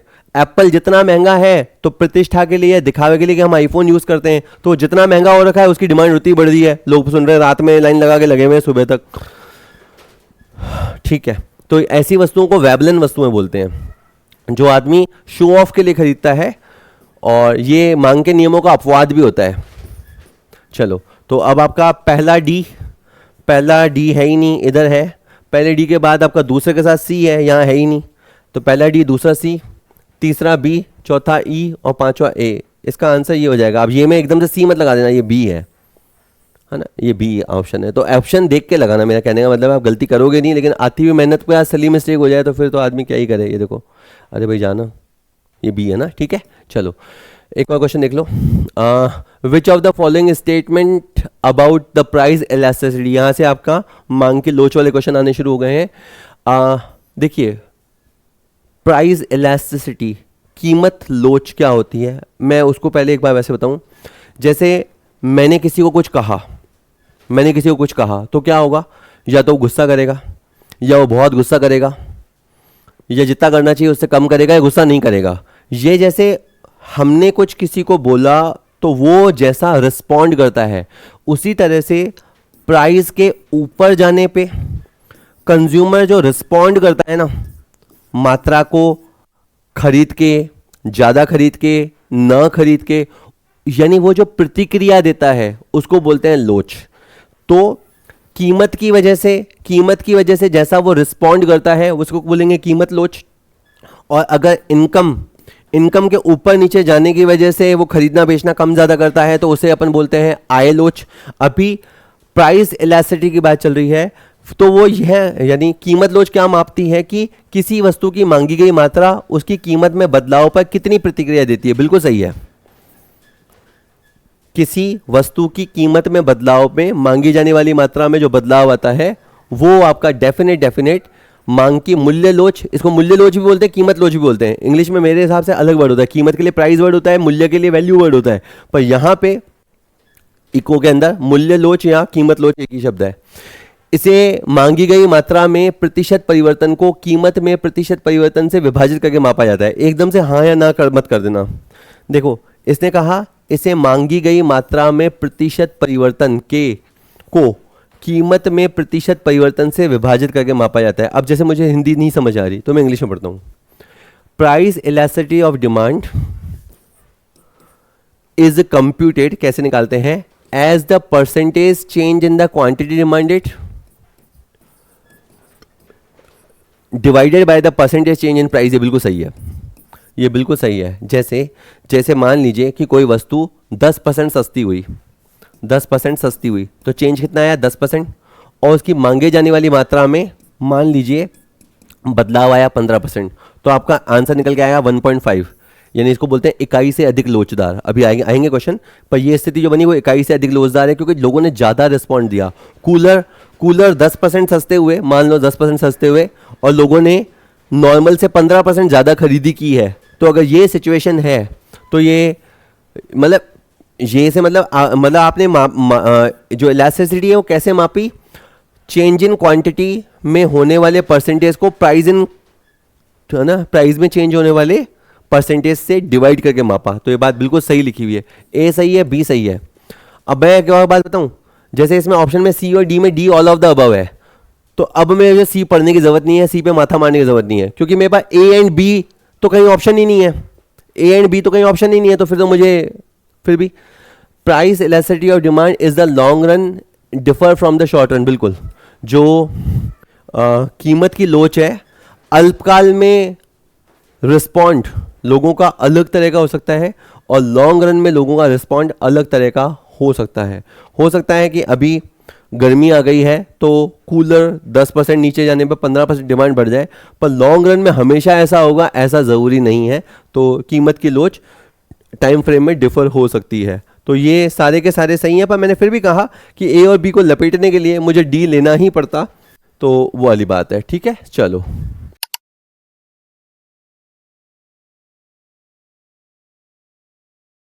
अब अपन बात करते हैं कि मांग की लोच है वो निकलती कैसे है, कैलकुलेट कैसे है। क्वेश्चन बताता हूँ।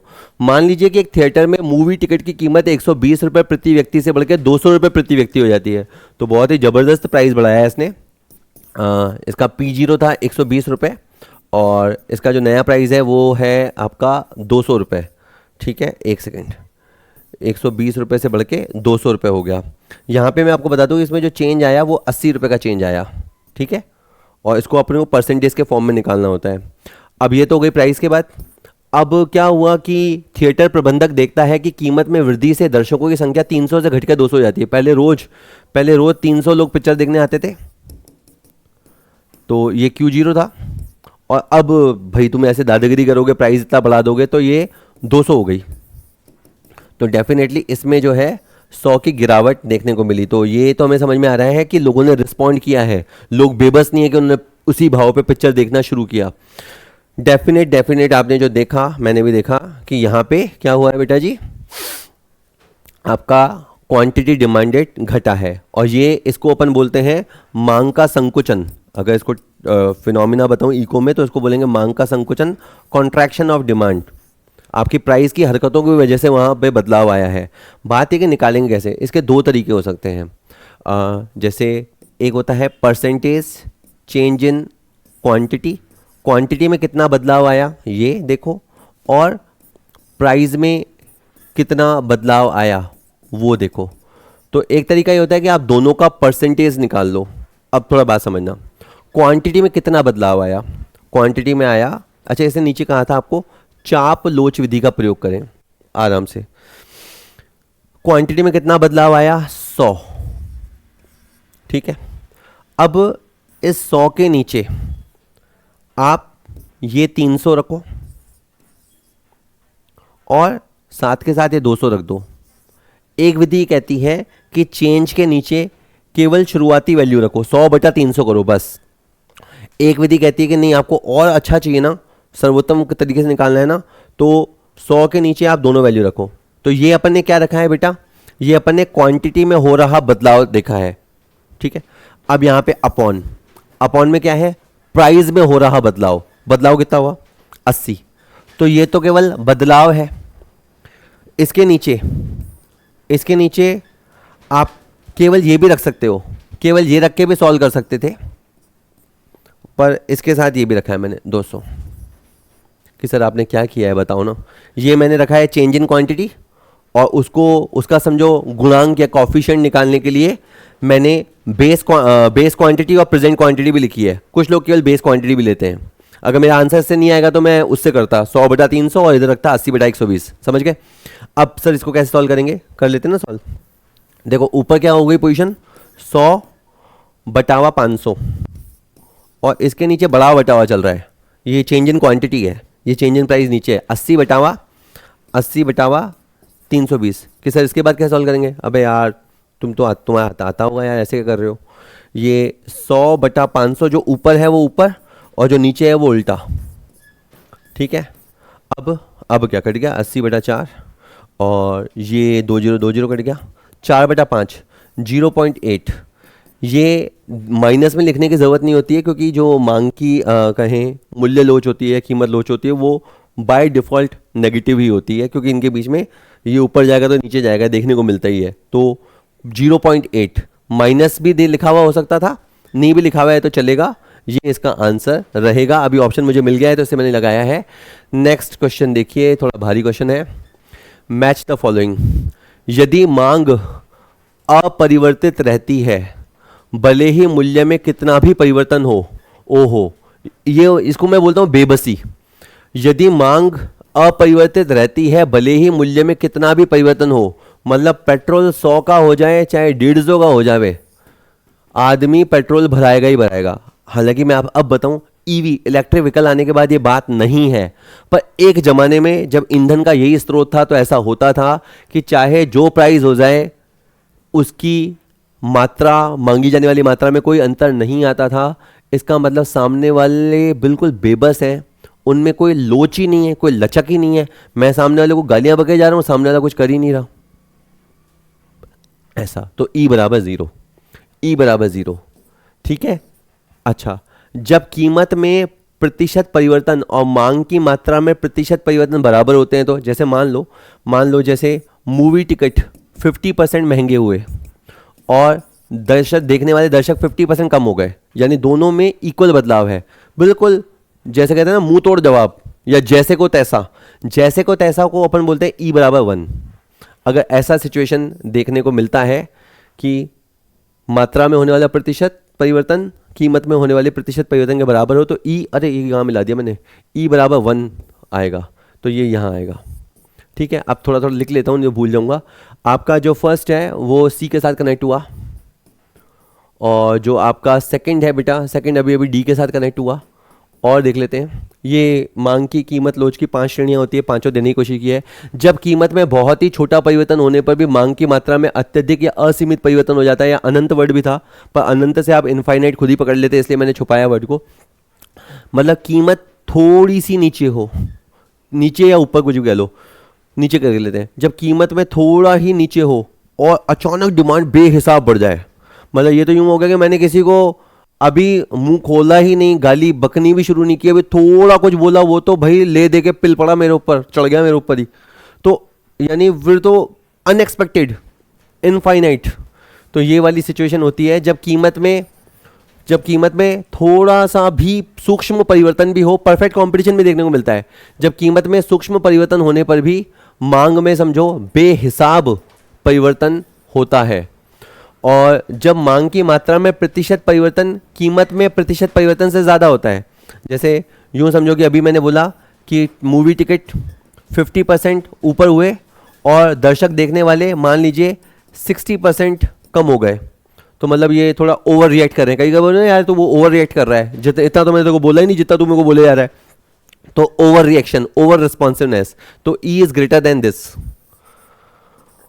और अगर मान लीजिए ये सिचुएशन होती जब मांग की मात्रा में प्रतिशत परिवर्तन कीमत में प्रतिशत परिवर्तन से कम होता है, कीमत में प्रतिशत परिवर्तन से कम होता है, यानी जैसे मूवी टिकट 50% महंगा हो गया और देखने वाले दर्शक घटे पर 30% ही घटे, तो ठीक है उन्होंने बड़े दिल से, तो इसका मतलब है ई इज़ लेस देन 1।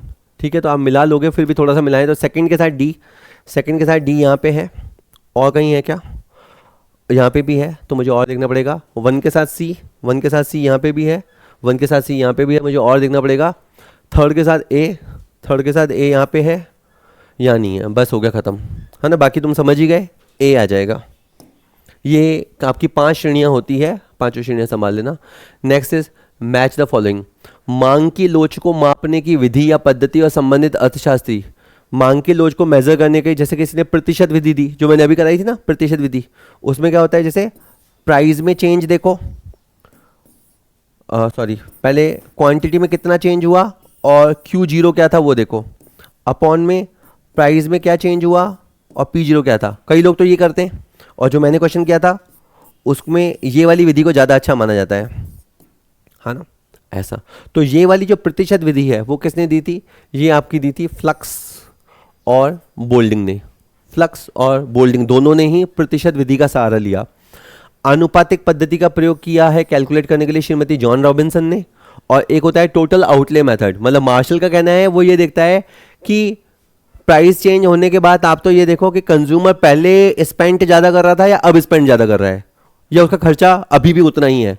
तो मार्शल की तो रीति अलग ही है, उसने तो कुल व्यय रीति अपनाई थी। तो ये तो आप याद कर लेना। यानी अगर मुझे सही बताऊं, यहाँ पे 1 2 3 है, पहला और दूसरे में तो समझो मुझे डाउट है, पर ये वाला तो मेरे को अच्छे से याद है कि कुल व्यय विधि प्रोफेसर अल्फ्रेड मार्शल की है। तो आपका जो थर्ड है यहाँ पे ABC में, थर्ड आपका B के साथ कनेक्ट हुआ, क्या इससे काम हो जाता। थर्ड आपका ये कट गया, अरे मज़ा आ गया। बताओ किस्मत कभी कभी कैसे साथ देती है। मुझे केवल थर्ड का B आता था तो भी मैच हो गया। खैर इसके अलावा पहला आपका C से मैच हुआ और दूसरा आपका A के साथ मैच हुआ।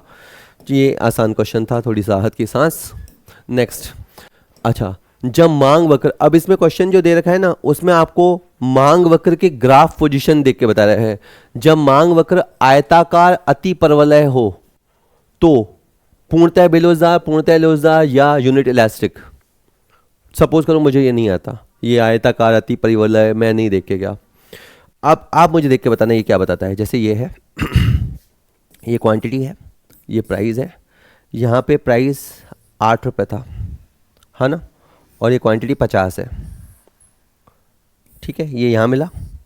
अच्छा, अब यहाँ पे आप समझो ये प्राइस 10 रुपये हो गया, प्राइस महंगा हो गया, वस्तु महंगी हो गई, तो भी मैं 50 यूनिट खरीद रहा हूँ।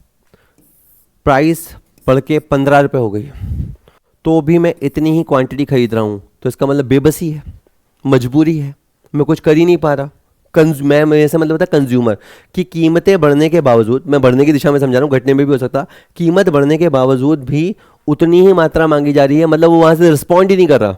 रिस्पॉन्ड तो उसका ये आना चाहिए था ना कि वो मांगी जाने वाली मात्रा घटा देता, पर नहीं आ रहा, तो यानी बेलोचदार। तो ये वाला जो चित्र है ये बेलोचदार को बताता है, जहाँ E बराबर 0 के होता है।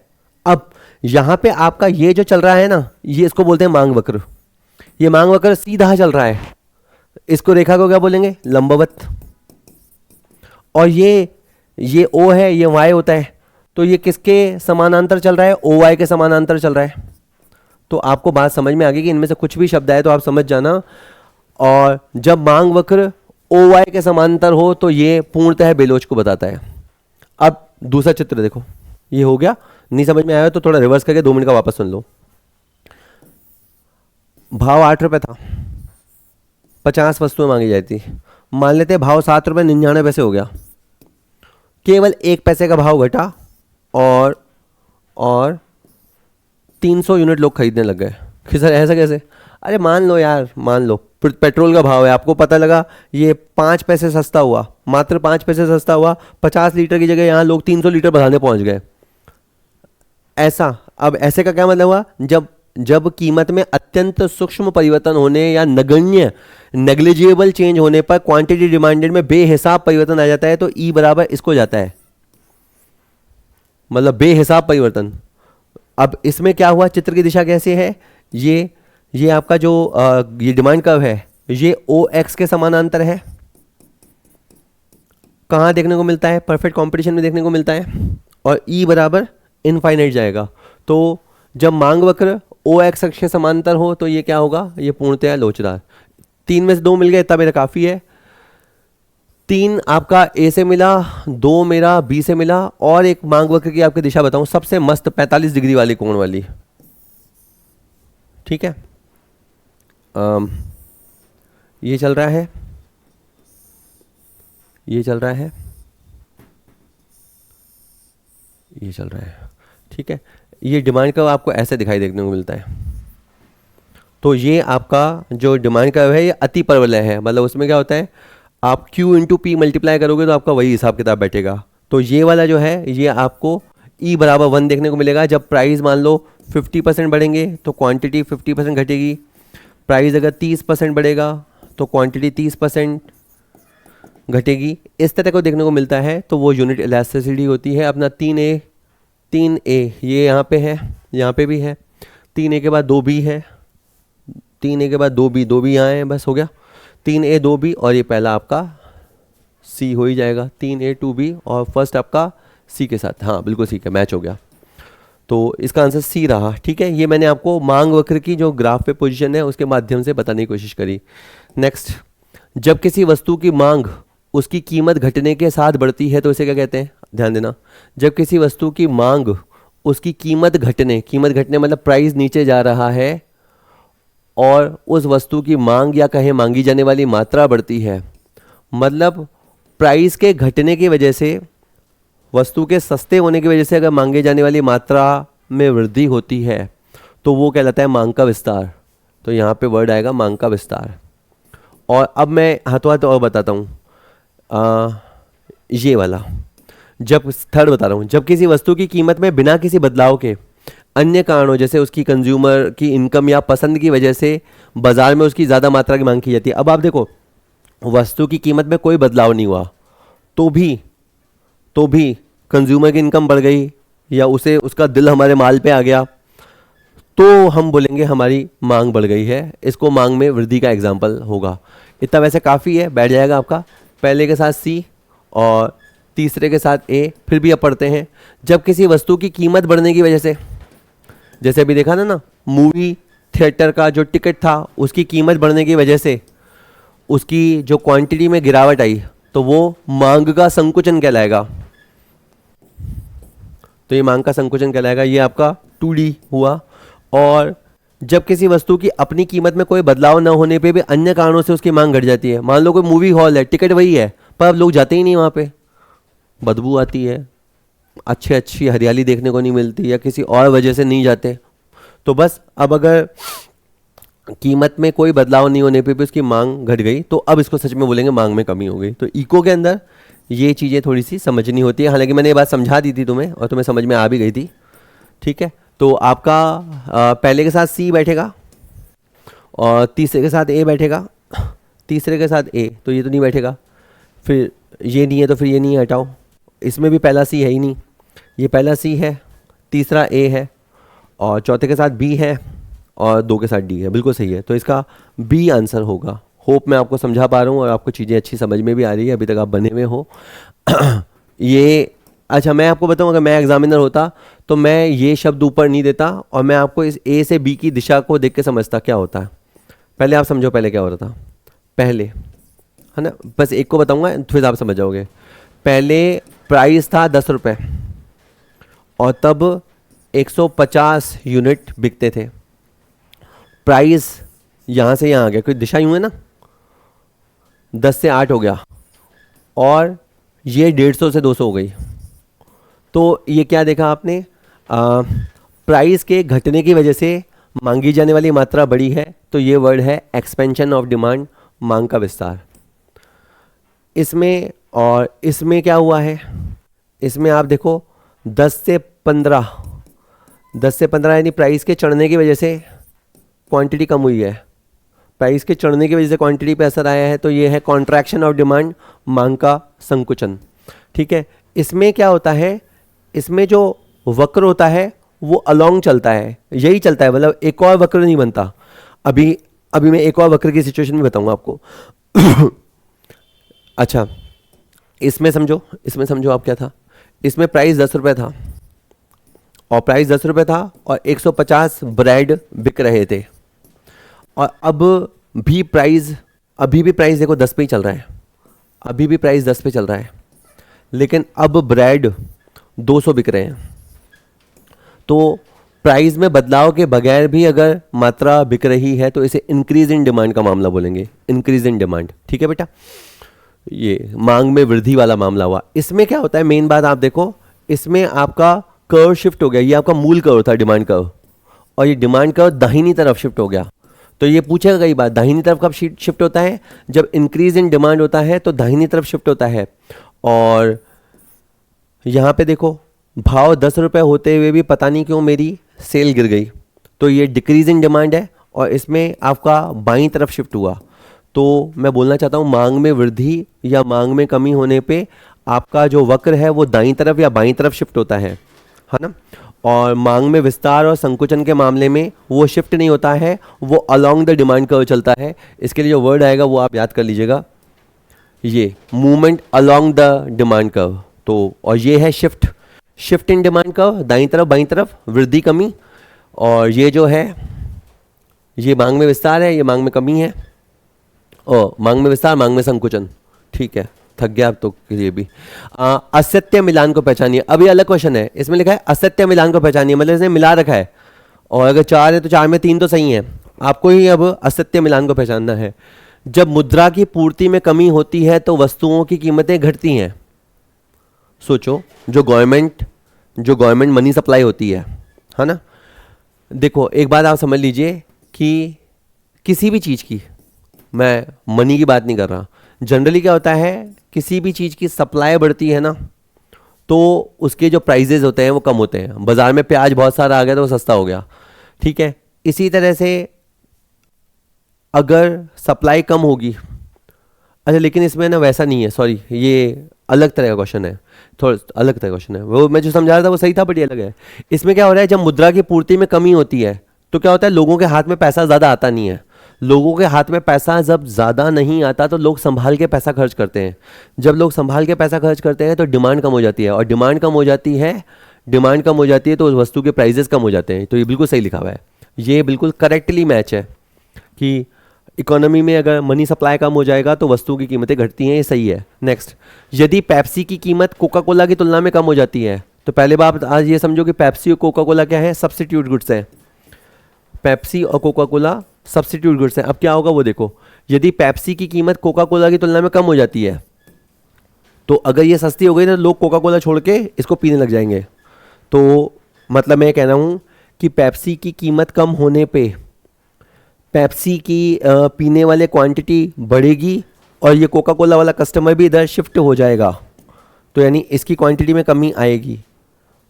इस कोका कोला के प्राइस की कोई गलती नहीं थी, पर पेप्सी के प्राइजेस की कमी के चक्कर में शिफ्ट हो गया। तो ये प्राइस वॉर जो चलता है ना दो कंपनीज के बीच में, क्योंकि कार दोनों एक जैसी हैं, पेप्सी कोका कोला ऑलमोस्ट समझो एक जैसा ही है, पीने के काम आता है, सब्स्टिट्यूट गुड्स है। तो इसमें नीचे जाने पे इसका कस्टमर बेस नीचे जाएगा, ये भी सही लिखा हुआ है।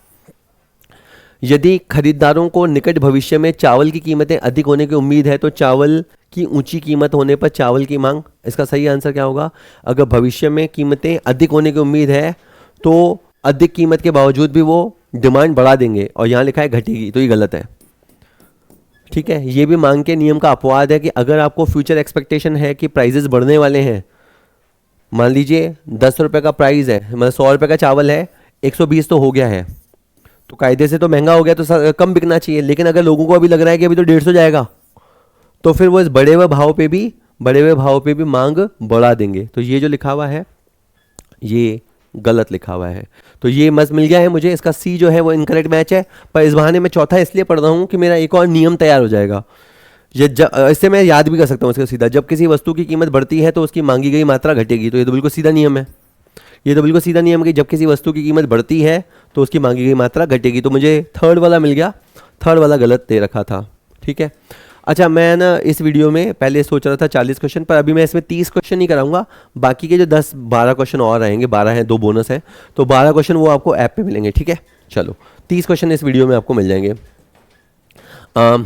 कहीं जाना है, वस्तु का प्रकार, मैच द फॉलोइंग। आरामदायक वस्तुएं, अनिवार्य वस्तुएं, विलासिता की वस्तुएं। तो जिसके बिना हमारा गुजार नहीं हो सकता है वो है अनिवार्य वस्तुएं। अनिवार्य वस्तुएं जैसे नमक, नमक का एग्जांपल ले लो। नमक 10 रुपये की थैली होगी तो भी लोगे, 50 रुपये की थैली होगी तो भी लोगे, यानी मैं भाव बढ़ा दूंगा, सामने वाला बेबस है, कुछ कर नहीं पाएगा। मेरा इन द सेंस प्राइस के बढ़ने पे वो क्वांटिटी को घटा नहीं सकता, तो ये बेलोचदारी है, ये बेलोचदार या कम लचकदार है। तो आप ये देखते हो कि अनिवार्य वस्तुओं के मामले में वो ज़्यादा हिलडुल नहीं पाता, थोड़ा कसमस आएगा, नमक की जगह कोई और खारी चीज़ मिलाना शुरू कर देगा, लेकिन ज़्यादा कुछ नहीं कर पाएगा, तो बेलोचदार होता है। अच्छा, आरामदायक जो वस्तुएं होती हैं जिससे अपने को आराम मिलता है, जैसे मान लो जो फ्रिज, कूलर वगैरह ऐसी चीज़ें हुई, तो ये आरामदायक वस्तुओं में हम देखते हैं कि अगर प्राइजेस कम होते हैं तो कस्टमर अपना बटुआ खोलता है और जनरली लोचदार देखने को मिलती है। लेकिन लोग जो है विलासिता वाले वस्तुओं के मामले में तो पागल हो जाते हैं। एक्चुअली इसका भी रीज़न भी समझो। विलासिता वाली वस्तुएं जनरली कौन खरीदता है? अमीर लोग या बहुत अमीर लोग, जैसे आईफोन हुआ, रिजॉर्ट में जाना हुआ वगैरह। अब आप सब सोचो कि किसी रिजॉर्ट में मान लीजिए 5,000 रुपये पर डे वैसे चार्जेस हैं, पर अगर मान लीजिए वहाँ 4500 हो जाए, 10% ही कम हुआ, लेकिन आप देखोगे कि उसकी डिमांड अचानक बहुत बढ़ जाएगी। कि ये नॉलेज क्यों ज़रूरी है? क्योंकि आप जब धंधा करते हो ना, तो आपको ये समझना पड़ता है कि मैं किस तरह की वस्तुएं या सेवाएं देता हूँ और उसके प्रति लोगों में रिस्पॉन्सिवनेस कैसी है।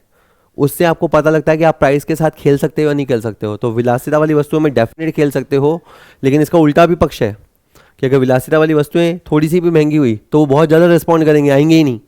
तो विलासिता वाली वस्तुओं में अधिक लोच देखने को मिलती है। तो जस्ट ये कि अनिवार्य वस्तुएं, जैसे ये बहुत आसान था अनिवार्य वस्तुएं मिलाना, 2A यानी है बस, या तो ये रेस में था या ये वाला रेस में था। फिर जैसे आप विलासिता वाली वस्तुएं याद कर लो, अनिवार्य बहुत जरूरी, विलासिता परवाह नहीं है, तो वहाँ पे आपको अधिक लोच देखने को मिलती है। तो 3 के साथ आपका B सेट हुआ, तो 3 के साथ B यहाँ पे सेट है, तो इसका आंसर फिर D हो जाएगा। हाँ बेटा, चलो नेक्स्ट। अच्छा, यदि एक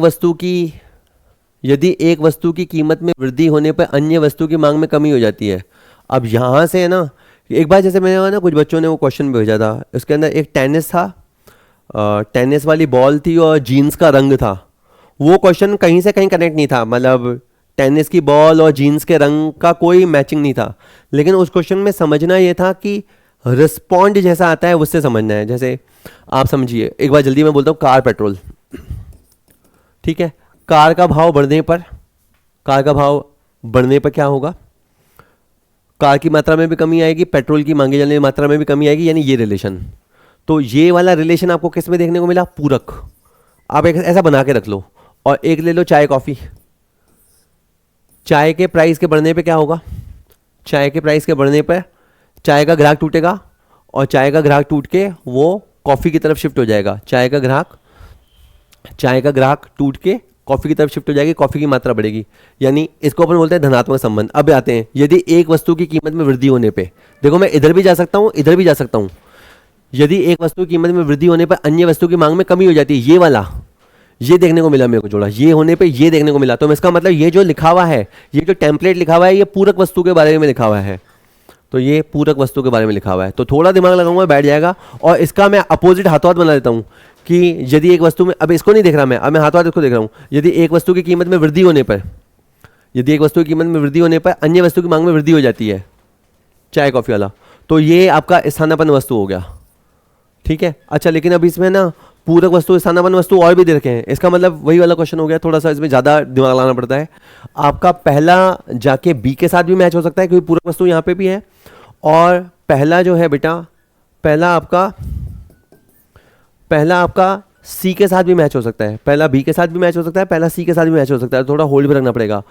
और इसी तरह से थर्ड जो है वो थर्ड आपको स्थानापन्न वस्तु लेना है, तो थर्ड आपका ए के साथ भी हो सकता है और थर्ड आपका डी के साथ भी हो सकता है। तो अब आप देखना ऐसे क्वेश्चन कैसे काटते हैं, हालांकि ऐसे गंदे ऑप्शन आएंगे नहीं, पर मैं बता रहा हूँ इसमें डेढ़ इशारे लगाने अपन। पहले के साथ बी हो तो पहले के साथ बी हो चलेगा, पहले के साथ डी मुझे बिल्कुल नहीं चल सकता क्योंकि पहले के साथ मुझे तो बी चलेगा या सी चलेगा, तो ये कट गया, तो थोड़ी तो शांति हो गई। थर्ड के साथ ए चलेगा या थर्ड के साथ डी भी चलेगा, अब ये चलेगा वाली बात में है। और ये 2D हो नहीं सकता, सॉरी 3A, तो ये भी चलेगा, और 3D है ये भी चलेगा, तो अभी मुझे और सोचना पड़ेगा। अच्छा यदि एक वस्तु की कीमत में कमी होने पर, अब तो मुझे समझ में आ गया कि पूरक वस्तु में उल्टा रिस्पॉन्ड होता है, यदि इसमें कमी आने पे इसमें वृद्धि होती है, तो ये पूरक वस्तु का एग्जाम्पल हुआ ये वाला भी। तो पूरक वस्तु या तो यहाँ बैठेगा या यहाँ बैठेगा, तो इसका मतलब क्या हुआ, 3 या तो बी के साथ सेट होगा या सी के साथ सेट होगा, 3 के साथ बी हो या सी हो। तो एक सेकेंड, है ना नहीं ये वृद्धि लिखा हुआ है ना, ये तो धनात्मक संबंध हुआ, तो ये स्थानापन्न का एग्जाम्पल हुआ, मैं गलत पढ़ दिया। ठीक है, ये स्थानापन्न का था, तो ये वाला आपका 3 के साथ डी हो या 3 के साथ ए हो तो ये गलत हो जाएगा। ठीक है, आप कुल मिला के समझ गए बात को, मैं है ना थोड़ा सा लेट हो रहा हूँ इसलिए थोड़ी जल्दी मचा रहा हूँ, मैं 2 क्वेश्चन और करा देना चाहता हूँ, मैच हो जाएंगे आपके। चलिए, अब विच of the following is incorrect statement, निम्नलिखित में से कौन सा कथन गलत है। जब वस्तुएं प्रतिस्थापक हों, चाय कॉफ़ी हों, तो एक की कीमत में गिरावट, चाय की कीमत में, एग्जैक्ट ना फिट कर लिया करो वर्ड, तो चाय की कीमत में गिरावट होने पे उसके प्रतिस्थापक यानी कॉफ़ी की मांग में गिरावट आएगी। चाय की, हाँ अब चाहो तो मैं घर से याद करके जाऊँ, प्रतिस्थापक वस्तुओं में ऐसा देखने को मिलता है, ये वाला कथन ट्रू है। यदि वस्तुएं पूरक होती हैं तो पूरक वस्तुओं में मेरे को पता है यूं दिशा होती है रिवर्स, अब मैं घर से याद करके गया ना, अब मैं सीधे टेक दूंगा। जब वस्तुएं पूरक हो, जो लोग ट्रिक के नाम पे सिखाते हैं वो ऐसे सिखाते हैं, बेटा ऐसा याद कर ले, ऐसा याद कर ले, बच्चों को अच्छा भी लगता है, तेरी मर्जी। जब वस्तुएं पूरक होती है तो एक की कीमत में गिरावट दूसरे की मांग बढ़ा देगी, ये भी सही है, ट्रू। जब उपभोक्ता की आय बढ़ती है तो वस्तु की मांग हमेशा बढ़ती है, गलत बोल रहे हैं। और इसके विपरीत जब उपभोक्ता की आय घटती है तो वस्तु की मांग हमेशा घटती है, नहीं। देखो इनकम के बढ़ने पर क्या होगा या इनकम के घटने पे क्या होगा, ये वस्तु की प्रकृति पर निर्भर करता है। इनकम बढ़ने पे हमेशा वस्तु बढ़ेगी ऐसा नहीं होता, तो ये फॉल्स है। तो इसका आंसर वैसे सी हो गया है, पर फिर भी मैं और पढ़ देता हूँ, डी। जब कोई वस्तु फैशनेबल हो जाती है तो लोग इसे खरीदना पसंद करते हैं, इसकी मांग बढ़ जाती है, बिल्कुल इसको मांग में वृद्धि बोलेंगे क्योंकि फैशन की वजह से हुआ, तो ये ट्रू है। चलिए, और एक लास्ट क्वेश्चन देख लेते हैं। नॉनवेज वाले, जो लोग नॉनवेज नहीं खाते वो इस क्वेश्चन को ना देखें।